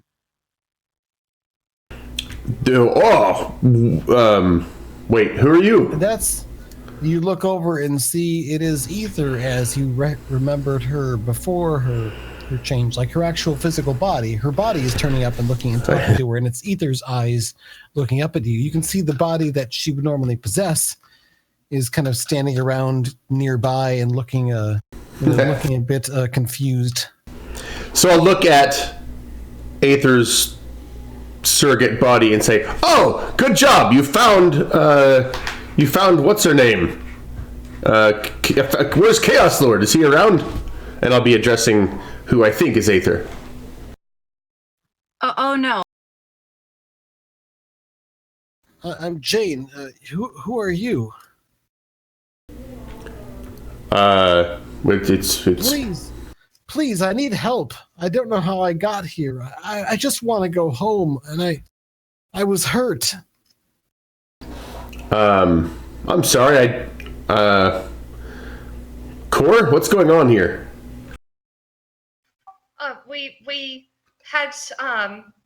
We were being chased by this giant creature, and we found this clearing, and they were having some kind of party, but Jane was mesmerized and ran toward them, and there was something off about him, and then the lead singer attacked me, and everything went to chaos. Oh, my magic's acting up. I don't understand. Taking a further step back, we got here, and Jane is her own self, and I suddenly have a body, but I can't leave it anymore.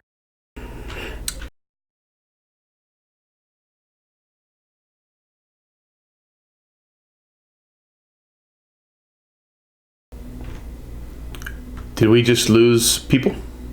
I think so. Can you guys hear me? I can hear you. I'm back. Yeah. I was gone for a second.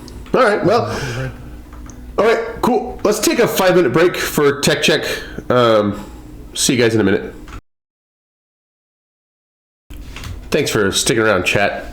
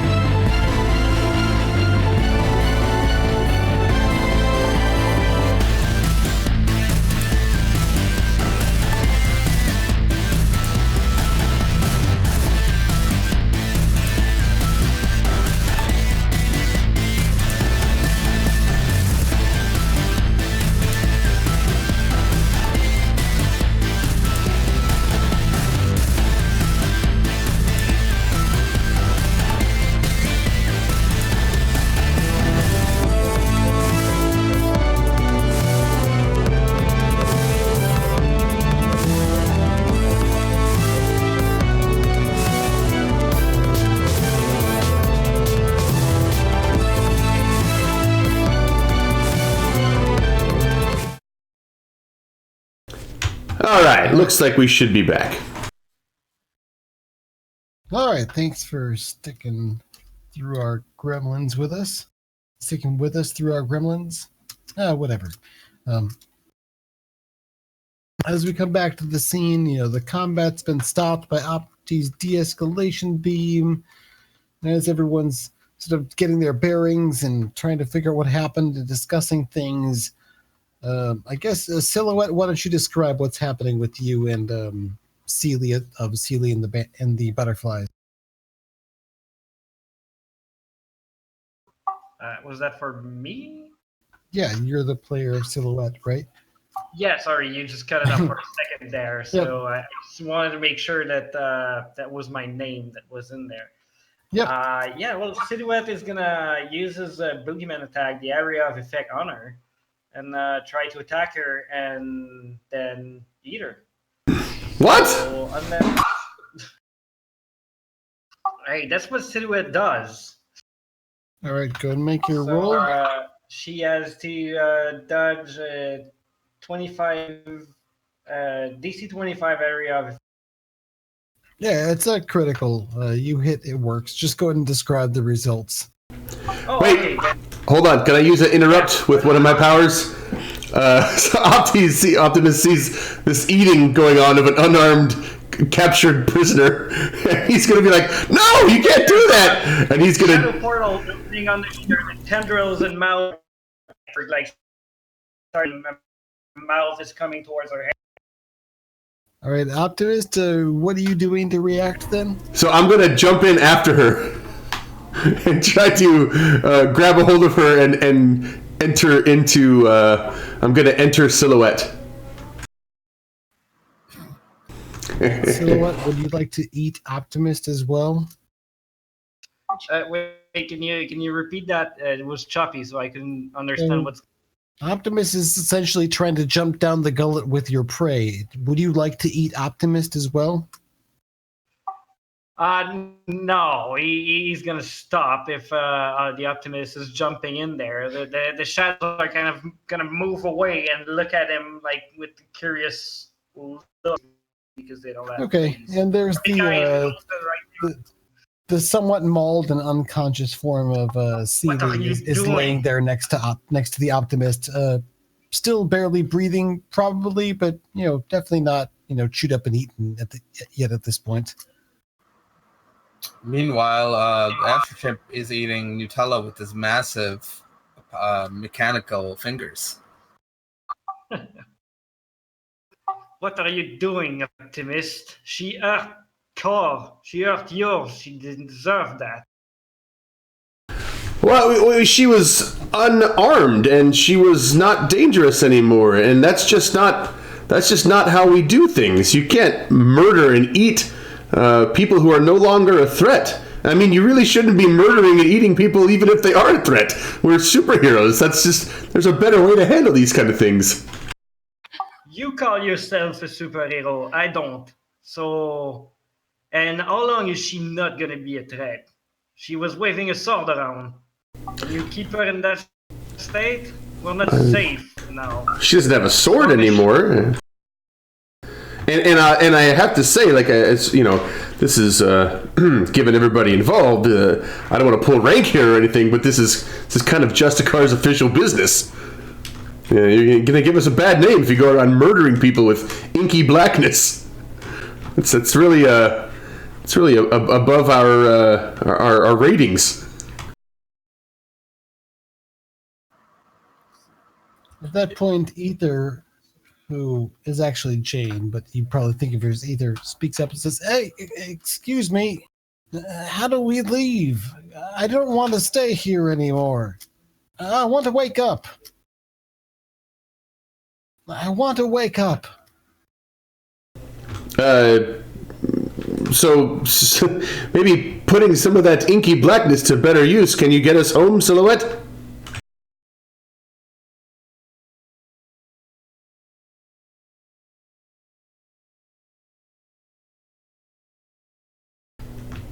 I don't know. They're frozen. Optimist's witty words have stopped Silhouette in his tracks. Stuck here forever. Well, I guess how are the rest of you reacting? Gravistar, Ether, Astrochimp? Astrochimp will say that killing villains it doesn't go is really bad for PR, and he'll bring up like Twitter analytics. This is that we're gonna lose popularity. Our merchandise profits are gonna go down. I'm just going to square up behind Optimus and watch his back in case this turns sour. But yeah, I'm backing him up. I'm kind of trying to stay a little quieter just because of having been a former villain myself. I'm not, I'm just not really wanting to be hypocritical, I guess.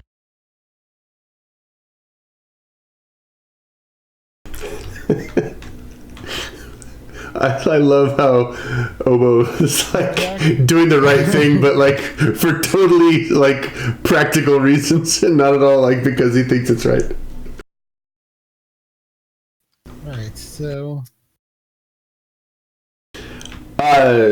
Nope. We keep losing him.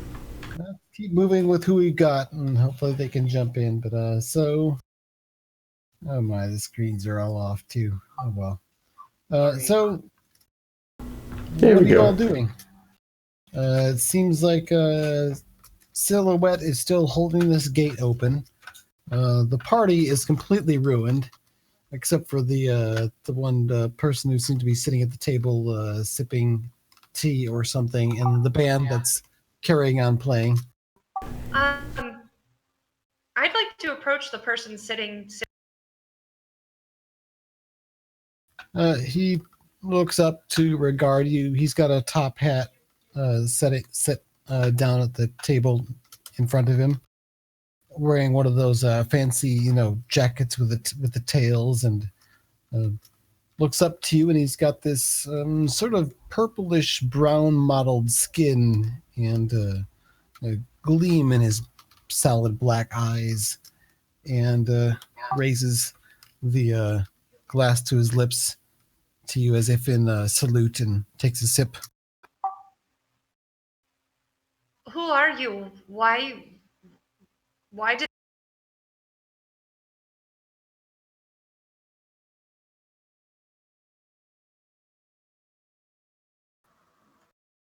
I heard, who are you and what else?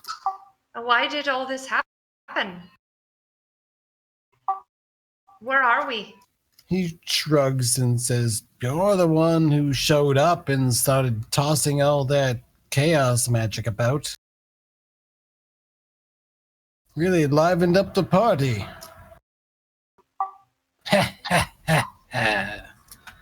Where are we? What is this place?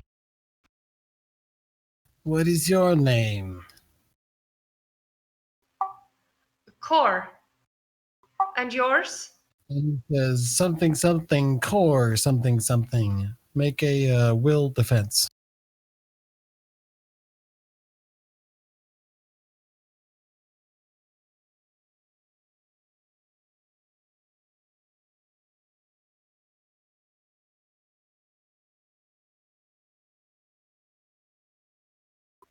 $24.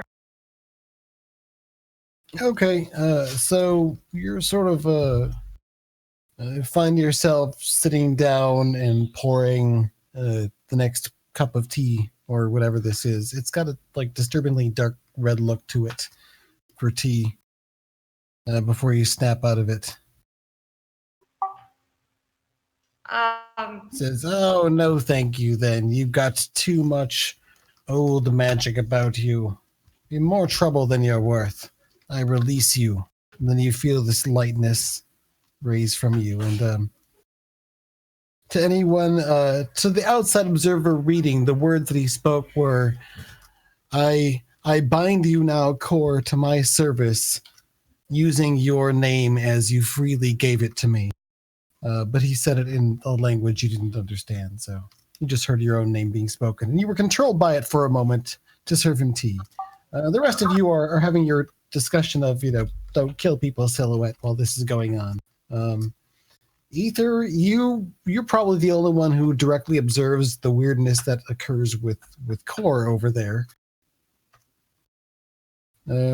Are you going to react or get involved, or just observe? Yeah, I observed, but when I see this happen, I'm gonna kind of make my way over there.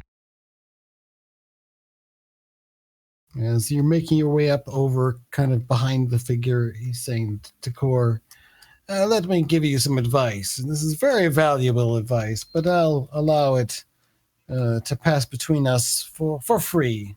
Let's say as compensation for your brief service. Don't give your name to people when they ask. It's how we tell locals from idiots. And when he says locals, he gestures to himself. And when he says idiots, he gestures to you. Yeah, I got that. Thanks. He takes a sip of his tea and sighs appreciatively. Either you just walked up behind and near them, so you've heard this exchange up close. Everything okay?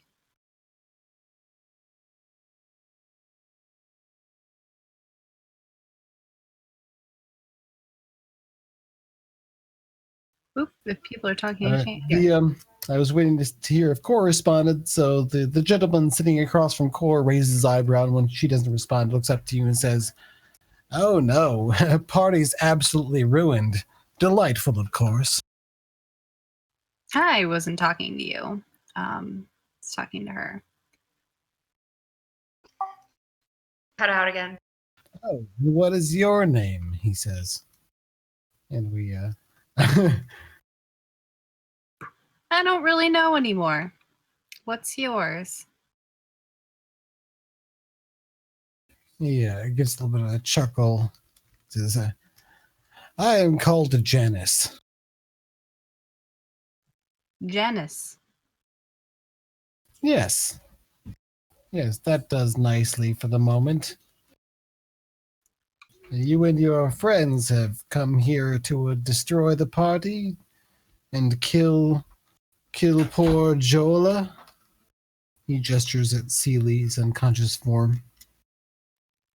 No, it just looks like one of our friends got a little hungry. But we were looking to leave, so that's what we're gonna do. He takes a sip of his tea and sets it down and looks over at the band, kind of dismissing you from his attention for the moment. Let's see, Gravistar and Optimist and Astrochimp, what are you doing? You've had your discussion with Silhouette, who, well, Silhouette, are you going to still press on and eat Seely, or are you backing off due to these admonishments? He's not happy about it, but he's gonna back off, and the shadow slowly. Okay, we're back. Yeah, so he's gonna back off. He's not happy about it, but the shadow recedes from behind, from all around, and they just slip back to him. Like, but if it's all you want to do things, Mr. Optimist, I guess I can't. Can stop you for being foolish. Son, it's not about what we want. It's about what is right. Somebody's got to be a beacon of hope for the world, and if it's not going to be us, then who is it going to be?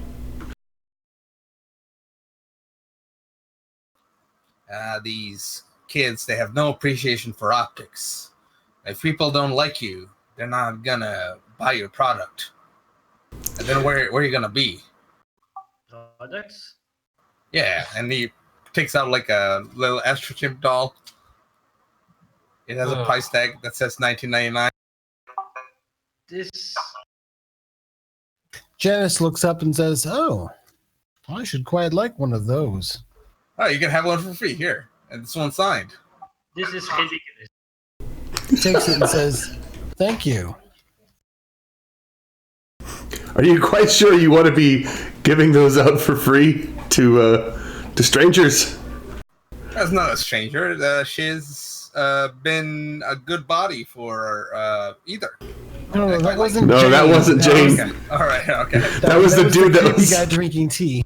Oh yeah, no, I totally give it to him too. It's like, hey, here, you don't have, just spread the word around. Astro Chimp, and I'll tell him about the whole bunch of different shows I'm on, and morning cooking with Astro Chimp, and everything. I just tell him about myself. He looks over at Core and like gives her this look, like, and then just shakes his head. Optimus initially thinks this is really strange, but then as he realizes that people that are gonna in this world are going to know Astro Chimp, he says, "Well, Optimus has one of those too. It's hands light up. It's quite neat. As a matter of fact, it's OPTIMYST, premier hero on Earth. But that will do for now. He's Astro Chimp is a good sidekick." Can I suggest we continue this conversation back home when we get back through the portal while it's open? Yes. Silhouette, do you think that you can keep that portal open long enough for us to bring our angry dissident here back through and question her? And you see kind of in the background, Jane is just sort of looking up. What's wrong with his teeth? I guess I can keep the portal open as long as we need it, but It takes you do what you will direct with that. concerted effort to do so. So It would take an extra effort to open it again. That's what you're telling me. No, you've been sort of holding it open for now. So unless you get like knocked out or dazed or something, And then Silhouette just gestures at the portal ceremoniously to sign that we can just go. Does everybody notice that the guy has teeth, like strange teeth? they all do. I'm assuming. I was gonna say, I'm assuming we noticed because we're up near him. yeah, I think just about anyone who would have talked to him would have seen that. And Can I? One more question. What is the name of this place? this place, the Mushroom Gazebo. Which resides in what province or?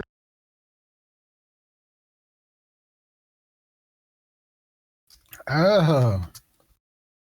Yes, I've seen the look before. You stumbled into the realm of fairy. It's where your stick is from. The branch. And then he speaks a word that's really, really long. Sounds like he's saying a name. And the branch kind of seems warm in response to resonate with that speech. It really doesn't belong to you, but I suppose there's no harm in seeing what happens when a mortal goes running around with such a thing. Quite delicious, and he licks his lips with a really, really long gesture that I'm not going to try to repeat with my own face. So it would just be creepy. I insist you do. That sort of toxic masculinity is not welcome here, mister. Why don't you holster that tongue in front of the ladies? And then I'll whisper back to who was it, Jane, that mentioned his teeth? And then I'll say it's not polite to point out people's deficiencies or their maybe they don't have toothbrushes in this world. It's probably not best to point it out. In this world, I don't understand. Oh, is this your first time off-world? And I look at the rest of you like, has anybody else not been off the planet before? I think I'm in a dream. like a coma, and none of this is real. I'd like to wake up now, she says. Obo, this may be the part where some people start to hyperventilate, so you might be just be aware that she might start having a panic attack soon. This is about the time when normal people start freaking out. Don't worry. It's where is your spirit of exploration, woman? Look around, smell the fresh fairy air. Fairy air. That's. I'll leave the gazebo. I don't want to talk to this guy anymore. I'm gonna go over to Silhouette and thanks for coming. Let's get back. The band, the music in the background fades to something that sounds vaguely like reggae.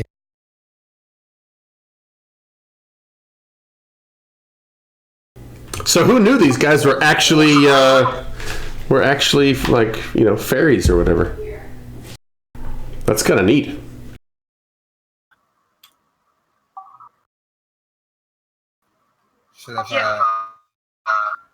Should have asked that guy to follow us on Twitter.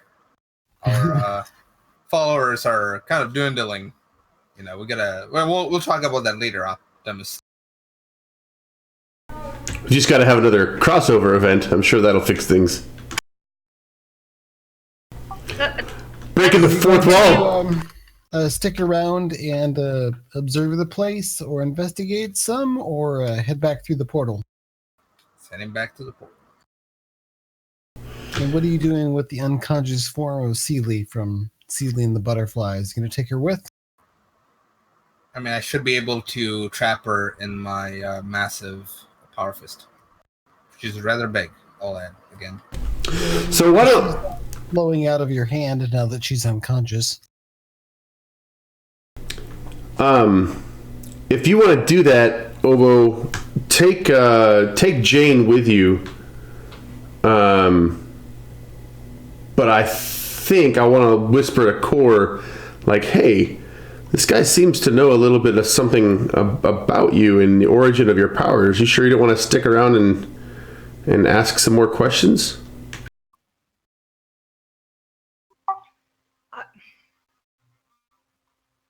I'm afraid of what I might find. There's only really two motivating factors in the universe: fear and love.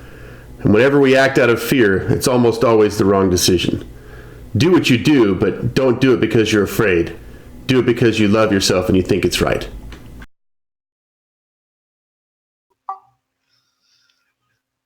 I'm feeling inspired. Yes! I didn't even have to use a hero point.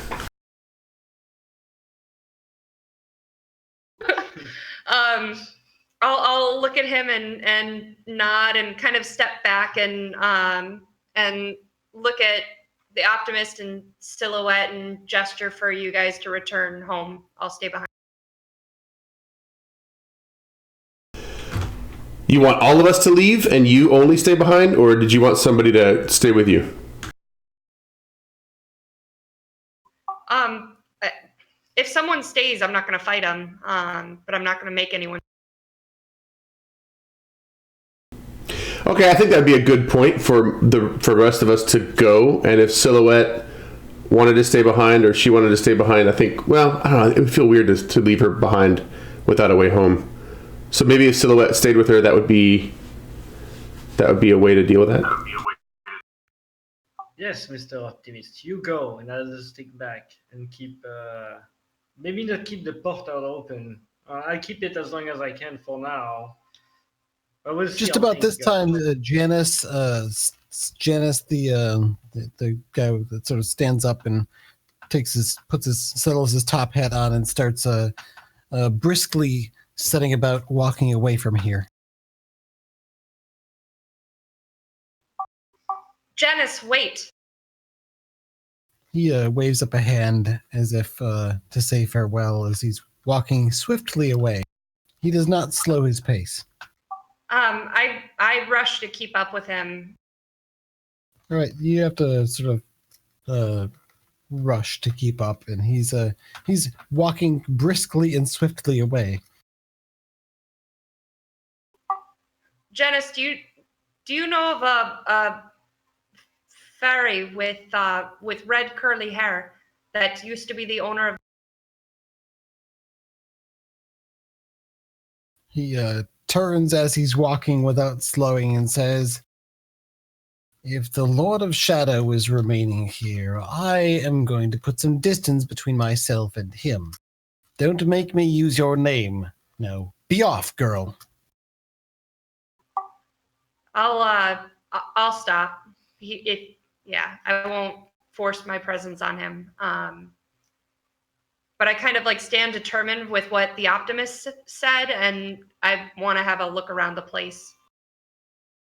There are other people who are kind of gone and milling about here and there and pointing, and you can kind of see them from the edges of things, and some of them have fled, and the band is still sticking around and playing. But yeah, generally it looks like the party is over.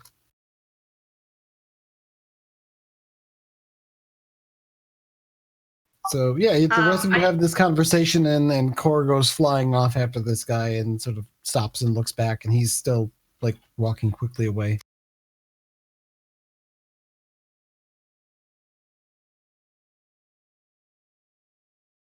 Silhouette, you're starting to feel a bit of the strain from holding the portal open. Well, Optimist, if you want to go back, now is the time. I don't know how long I'll keep the portal open. I'll see what Carl wants to do. I may not agree with your methods, but I do believe that you care about Core, so I trust that you'll keep her safe and allow her to get back when the time is right. So I'll hop through the portal after making sure everybody else is through. All right. Ether, are you going back through the portal? Yeah, I'm gonna go back because I'm concerned. I'm pretty guilty about Jane. Okay, and then Astro Chimp, Yes. are you going back through the portal? I will. I'll step in and make sure if anything goes down. I didn't get to punch enough people with my power fist, so I'm gonna step into the portal beyond the fairies. Gravistar, how about you? Yep. Once Jane and Ether are through, I follow.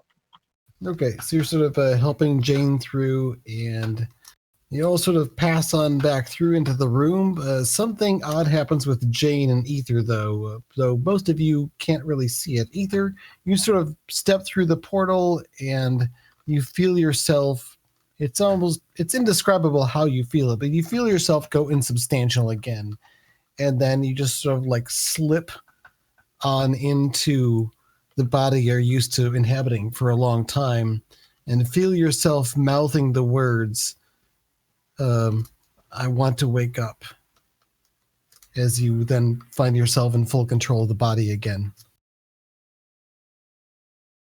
And you are in Jane's body, no longer your own, as it were. I see. And Gravistar has stepped into the portal behind you, and I guess just on the other side in Fairy, I guess they called it, is Core and Silhouette. Silhouette is going to turn to Core and ask her, so, what are we doing now? getting some answers, and she'll move toward the nearest Fae that's kind of still left milling about. All right, as you start approaching some or the other, they suddenly just flee away from you in their small groups here and there. So it doesn't seem like any of them are terribly interested in talking to you. Actually, they seem terrified of you. I'm not scary though. I'll walk up to the band. The band's playing. They seem a bit anxious and nervous. Some of them are starting to sweat and kind of glancing over at you as you're approaching, but they keep playing. Are they human, or do they have the pointy ears too? Yeah, they got that pointy-eared look and just very unusual skin tones. None of them seem quite normal. All right. They're as brightly as possible, and hi. Was hoping we could have a conversation without anyone trying to stab us or blowing stuff up. Just a conversation. Can we do that while you? They keep playing music as you talk. None of them seems to directly address you or speak to you. They seem to be gradually more and more nervous and agitated the longer that you're there, but they keep playing. Are they looking at me and agitated, or are they looking past me at? No, it's like you being there and addressing them is really, really freaking them out. But they're keeping on playing like that's the most important thing in the world right now.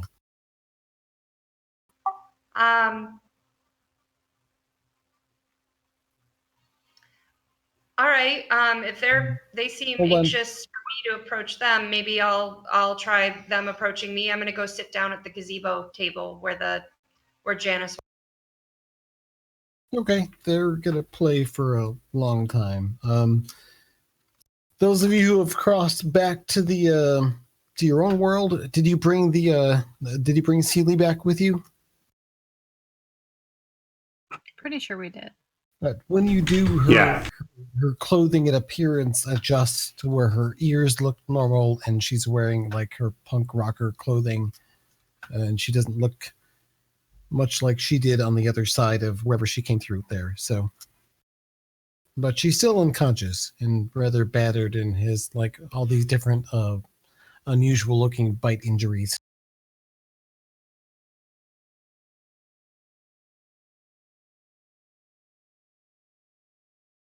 So when Jane / Ether came through, does the one body disappear altogether?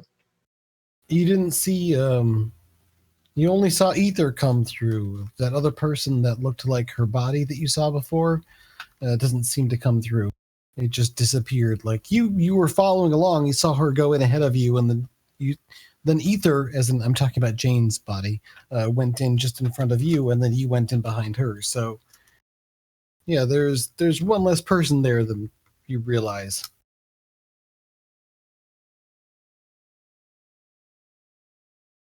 Just look at Jane then and say, Ether, you in there? Yeah, I think that she was only awake because we were somewhere else. Well, then that means that there's hope for eventually figuring out a cure or something. Yeah, I'd like to find out who she is, really. I had no information on her. If I can do that, maybe I can figure out a little more. I don't know. She didn't seem pleased to be there. No, otherwise I would suggest that we just leave her there because she's alive, But Upon reflection, we probably could have explained things a little bit better, but I don't suppose we knew that she would merge back with you through the portal. I didn't really want to tell her, hi, I've been possessing you for the last while, or I don't know anything about you, but I've been part of you for a very long time. I didn't want to go that route with her, so. Well, now that we know we can get there, I'm sure that we can work something out. We can prepare better next time. Yeah, because that's just probably the weirdest thing I've ever experienced. Yeah, I don't think I've ever been chased by a cave before, so that's new.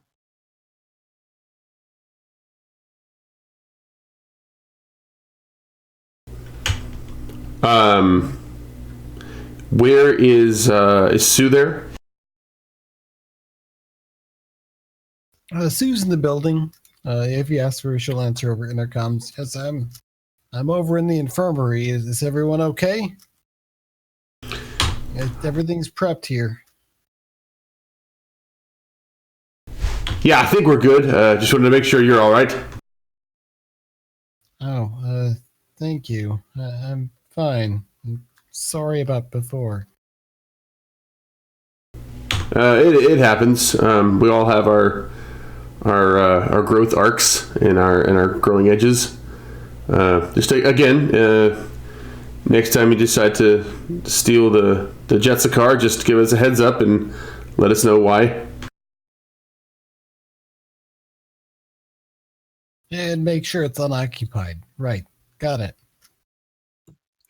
But also, just know that you don't need to run away. That's not a thing that needs to happen. Conversations always make things that seem scary less scary. So, Silhouette, are you going to hold that portal between the world you came from and Fairy open for a while, or are you going to let it close? Well, he's gonna approach Core and ask her. So, what should we do now? Do I close the portal, or should I just keep it open? If you want to stay here for a little while, I'm gonna let it close, and then maybe I can open another one. No. I don't seem to be getting any answers here. Nobody seems to want to talk to me. But I want to try one more thing. Can you hold it a moment? I think so, yes. But try and make it quick. All right. I kind of motion for him to back like away from the gazebo, and I'm gonna put the silver branch on the table, and just kind of mention out to the world itself, but not direct it toward anyone, and say, if anybody is willing to share words about the branch, please join me and see if anyone responds. The band keeps playing, but off in the distance, to the south, the north, east, you couldn't tell. Maybe based on the moss growing, it's to the east, you think. But the sky begins to roil with this gigantic dark storm. You can see the lightning flashing across, climbing across in spider webs across the great roiling black clouds that begin to roll this way. And the band keeps playing. I'll watch the storm, and as I know that it's getting more and more difficult to hold the portal, I'll tell Silhouette to go. Silhouette is gonna look at you. So we are going now. That's what you're telling me. No, you are going. I'll catch up. That's not how it was supposed to work. I'm your way out, so I'm sticking here. It's too hard to keep it open. Go. You can find another way back. That's what I'm saying. I can't find another way back. I don't need to keep it open. I can just let go and stay here with you. All right. Sure. Yeah, At that point, Silhouette is gonna seem a bit railroady, but the spirit of there's something that with deep within Silhouette that rises up, and this blackness that envelops his face and his form. And Core, you just sense this something going over him that just it's different. It's like it's subsuming a part of him, and it speaks with a different voice and says, I will not remain for the storm that comes. If you do, you are a fool. If you remain, you will be destroyed, or worse. Come back with me, or stay. and become a slave to the Fae.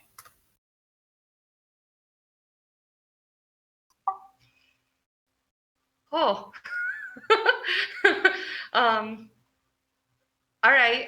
Knowing that something is attached to Silhouette and that this is the first time something like this has happened, I'll kind of look back at the storm and look back to him and kind of rush at him and pull him into the portal. And you're sort of folded and enveloped into darkness, and I guess awaken inside of the room where the portal was, laying on the ground, with Silhouette laying on the ground with you. Silhouette, you awakened with no memory of what occurred there. But Corey, you do have the silver branch with you, and I think that's where we'll end the session. You've captured Seely of Seely and the Butterflies, who had evaded you from the very beginning, and I guess Cora's back more or less safe and sound. Not with the answers she was looking for, even though she tried to serve herself up on a silver platter to the Fae there. To be fair, I did not give them my real name. That's probably why it didn't work as well. Or maybe Court is your real name. You just use the other one as a secret identity. I have a secret triple identity. My name's so secret, not even I know. It's all about how you see your identity within yourself, ain't it? I am getting lag. You have, Well, that was fun, Cliff. one more session left of the first season of the Justicars. Woo! So 2 weeks from now, we will be back and we will wrap up season 1. I'm sure nothing cool will happen, so you can totally miss it. I'm sure nothing will be awesome, or maybe it'll be the end of season where something really awesome happens, and you'll just have to stay tuned and figure it out. I've got some ideas as a GM, but who knows what will happen when the players interact with them. So I would like to punch Chaos Lord a lot. yeah, well, you're not necessarily the greatest at tracking him down and getting your hands on him to punch him, and he's really good at slipping away and not getting punched. So just grab a hold of him and punch him. Maybe we'll have to. More sucks in that power. We'll have to go on the offense this time and plan for him, because we always seem to be reacting to what he does. Maybe we could set a trap for him or something. He does have the ability to make these portals to pop in and cause trouble in and out, and it makes it a good way for him to get in and out of trouble quickly. Harder to pin him down, I suppose. I really want the optimist's hope speech to make him rethink his life. I don't think it works like that. It doesn't really work on unwilling participants. It's still what I want. Maybe I can make him deathly allergic to Nutella. Yes, hope doesn't work on people who don't want it, unfortunately. All right. Well, everyone gets 3 points from this adventure. Could have been 4, but you didn't quite get to the thing I was hoping, but that was probably mostly the fault of the technical difficulties slowing us down too. So awesome. Well, big clue I wanted to reveal, but I'll have to sit on it for next time. Well, next week is I think it's part 3 of Cosmic Corsairs, or part 2. I can't remember. It's part 4 of Cosmic Corsairs. I'm losing my mind. So it'll be the season finale of Cosmic Corsairs next week, and then the season finale of Justicars, and then the premiere of the Guardian Allies will be at the end of September, and Variants season 2 will start up this month as well. So we got a jam-packed, action-packed month for you. Thanks for watching, everybody. Nice, yeah. Thanks for watching, and those of you here in the Thanks for playing with me. I had fun. Hopefully you did too. Absolutely. As always. Yeah, thanks for having me as a special guest, and sorry for all the technical difficulties. Never apologize for anything. Well, except Sarah. Always apologize. All right, everybody, say goodbye. We'll see you in 2 weeks. Don't we need an Excel? Yes, Oh, the yeah. Excel, who's going to lead us with the Excelsior? We should let Thomas do it. Oh, yeah. Thomas is our guest, so Okay. how about you? So On 3 or... how does this go? That's on 3. Let's go on 3. Can't hear anything. Okay. So 1, 2. Excelsior! Wow, that was like all together really well, even though it was... Yeah. Everything else was less coordinated, but we got our Excelsior. We nailed it that time, so awesome. Do we have someone we can raid? I don't know. Still can't hear. Let's see. Relative D-Pod is doing some D&D. Probably wrapping it up when we show up, I guess, like last time. But Well, let's do that, and then he can raid somebody else.